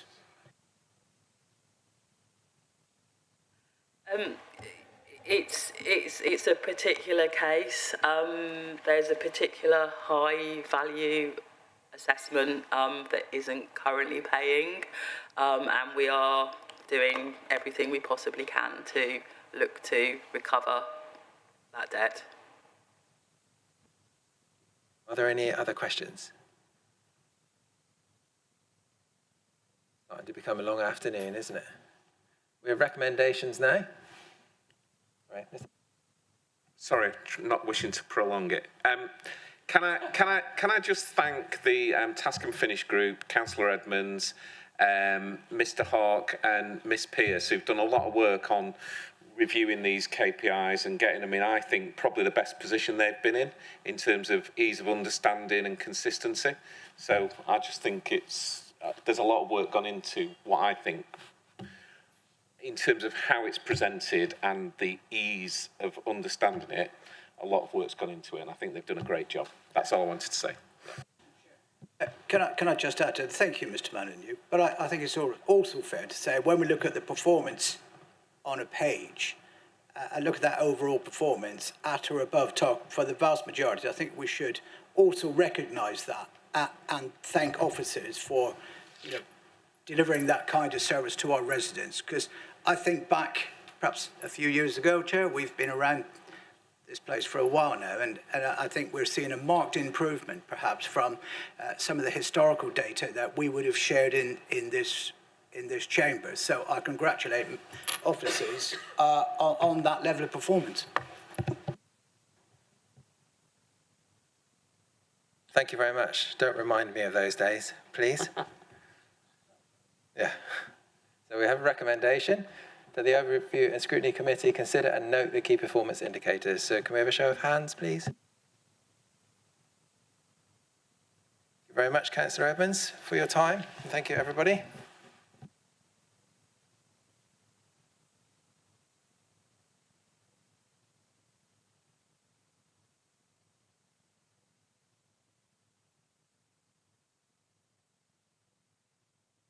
So we have Task and Finish group updates. So I think we're going to start off with an update from Councillor West on the South West Water Working Group. Thank you, Chair. A group of us met with two representatives from South West Water, a gentleman called Ian Lake and a lady called Jane O'Connor, who I think it's fair to say were very open, really good discussion. They gave us lots of good information and insight into what's going on, but inevitably they said themselves they don't have all the answers. So I'll come on to that later. So the context of the discussion, the two main areas we were looking at were around sewerage and future investment plans in terms of the infrastructure of South West Water. And they wanted to put it into a context that there are three main plans going forward. There's a drainage and waste management plan, which is over a 25-year period. Then the second plan is the Waste Industry National Environmental Plan, WINEP, and that's over 5 years. And this is one that they have to put forward to Ofwat. Ofwat then comes around back with recommendations about it, and then once these have been addressed, this is agreed with Ofwat, and they are set in stone. That is their targets for the next 5 years, with the Environmental Agency monitoring that on behalf of Ofwat. The third one is the storm overflow plans to reduce spills. Now, this is regulated by DEFRA over a 15-year period, and this one we learned was quite sensitive to changing priorities. So, for instance, as we may or may not be aware, the River Dart has just been designated bathing water area. What this means is that any improvements, funding, will now automatically go to make sure that the River Dart is stays as that designated bathing water. Otherwise, there will be fines and that. And some of the implication around that is that obviously if the funding's going there, some of the other projects which might have been will be pushed back further to that 15-year programme. So these are some of the things we're up against potentially. So the moral story is, I think, let's get the Tamar, or not Tamar, but the Tavi or whatever, as a designated bathing site or whatever, and we'll be well in. Anyway, so, and they tried to show us this graph where they're all interconnected and all interlinked and everything else like that. And I think most of us sat there, we had some inkling of what they were talking about. But this is where they were coming forward, and this is the context to what they were operating on. A number of questions were raised, and one of them was, okay, the new government plans, what's the impact of that? I think one of the impacts they talked about was the fact that they're having to accelerate to 100% monitoring of every discharge, whereas they're working about 80%, which I think they were saying was above where a lot of people are, but now they're having to walk towards that 100% discharge. And then there will be tighter regulation around that waste industry, national environmental plans, the WINEP. And basically, what would happen is there would be more detailed reviews of those plans at an individual level to see that they're being enforced and how effective they are. Now, Jane O'Connor, there is an action. She was meant to come back to us with information about that, about storm overflows and nutrients in rivers. She promised us document. We haven't had that, so I think that's something we need to follow up. Next question moved on to how involved are South West Water with site plans when site plans are being developed. And, you know, they are saying that they are trying to get this joined up thinking going on, be involved with conversations, because inevitably they recognise that if you're building up at the Tors, another 100, 150 houses, that will have an impact in terms of the infrastructure and that. So they're trying to get in at this early stage, look at the local plans and try and identify what they need to put in place to actually meet some of those demands around that. So, you know, they'll be looking at the development in terms of drainage and wastewater while looking at that capacity to provide to that site. There was another action in that Ian Lake would be providing us, they've done a report on water efficiency recently, which looks at how a planning response to reduce water waste. So that might be quite interesting to see, but we haven't had that yet that I'm aware of. There was a question about technology from Councillor Daniels with regard to the old systems dating back to Victorian times, and were there any alternatives that were being looked at, i.e. using nature more. They commented that activated sludge, although it's old technology, was still probably one of the best ways of actually reducing the impact of sewerage and that. However, they were looking at natural-based wetlands to improve that, reactive medium reed beds as well as normal ones at the tertiary stage, which they feel is more environmentally friendly going forward. So that was their response to that. Then we looked at the issue of old septic tanks and the issue in small hamlets and the runoff of sewerage. Apparently, I didn't know this, you learned something new, that where you've got hamlets with an equivalent population of 250 or more, then they have to put in place secondary treatment, such as activated sludge, reactive medium reed bed. So that is now a requirement, they have to do that. Where it's less than that, and there is a risk that septic tanks discharge into watercourses, that also will have to have secondary treatment plans put in place as well. Again, there was an action that Jane would inform us how they plan for the priorities for this. What are the priorities around that? A good place for people to look if they're interested in this area is the EA permitting team online. It has information with regard to the permits for each village and whether it's on a above 250 people, and the sort of guidelines, numerical guidelines, so much ammonia in the system, whereas below that they tend to go on clarity of water, are there any matter in the water. So there's different standards for it, but we are assured that all sites are sampled to check they are compliant. We then question about new infrastructure being funded, and basically that generally comes from South West Water. And again, at the early stage of the plans, they want to know what's going on because then they know where to put their funds. They get money from new connections, but that tends to go into the general pot, not specifically for new infrastructure. There was a bit of a discussion about communication, because I think we've all sort of, with going what's being built for the tours and elsewhere, the question was, how do the wider public know you're putting the infrastructure in place? Which they are, apparently. And they accepted they need to do that, to show that to us. We then had a request from, I think it was Councillor Mann, with regard to a contact email for councillors. I won't share the email with you now, but we will make sure that gets out to you, whereby we have a dedicated councillor email line to South West Water. So if you do have any concerns, questions, you can email them direct and they will try and come back to you. So that is a real step forward as far as it goes, and we're quite pleased with that. And we do have that link, and we'll make that available to you. We then looked at the other issue, was around DEFRA's consultation on the guaranteed standards scheme. Again, there was an action which Ian hasn't come back on. It's a little bit late now because obviously that consultation is finished, to actually provide somebody who's been looking at that within South West Water, but they've not come back on that, and that's closed. So next steps, we'll be arranging a meeting for 6 months from now. Kathy will liaise with Ian with regard to setting up a meeting, and part of the process of that is that then Ian will try and pull in people that can have the answers, but we as a working group then need to know what the questions are and give them the questions well in beforehand. Then there was a question about small farmers being requested to have, being funded to have small retaining ponds on the land. But the question, I think it's a due one, if you've been paid money to have a pond to save water and you're in a drought and you want that money for your animals, are you freely going, you want that water for your animals, are you freely going to let other people have it? I don't know. I've just got images of the Wild West going in my head.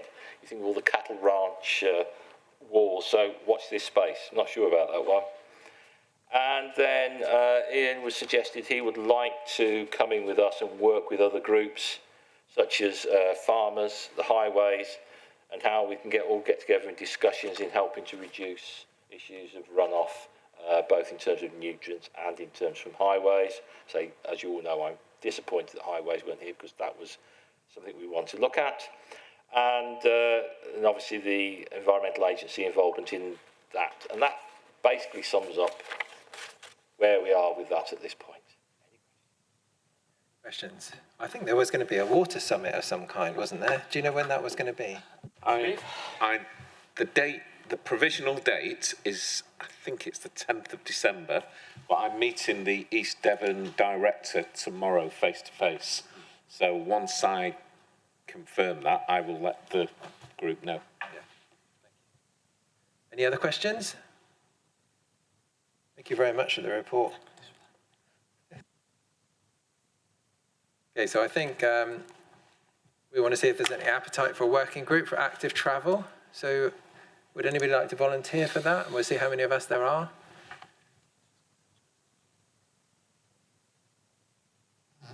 Who's doing that? I don't know. Is there an update on the leisure task and finish group? Is there an update? We haven't had anything. Right. Councillor Daniel, myself. Any other councillors?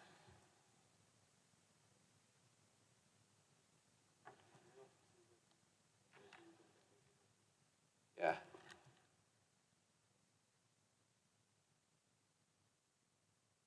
So we have Councillor Daniel, myself, Councillor Cunningham, Councillor Calder.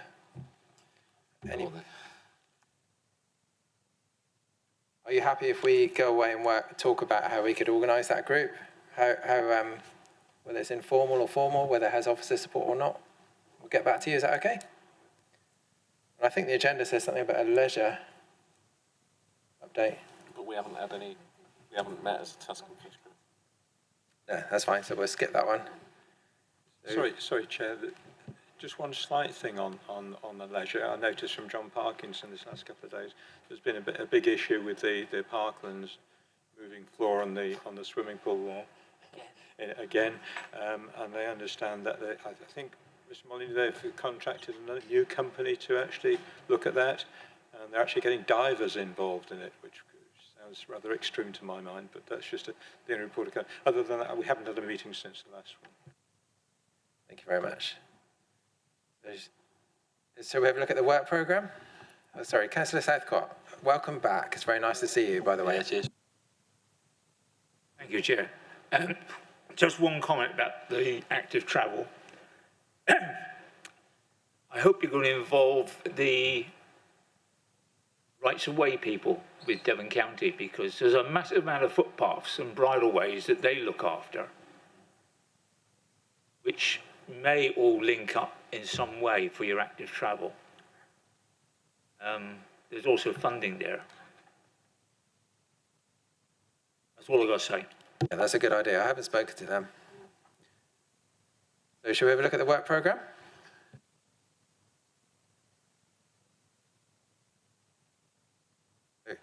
If you have a look at the January work programme, it looks like far too much to do, doesn't it?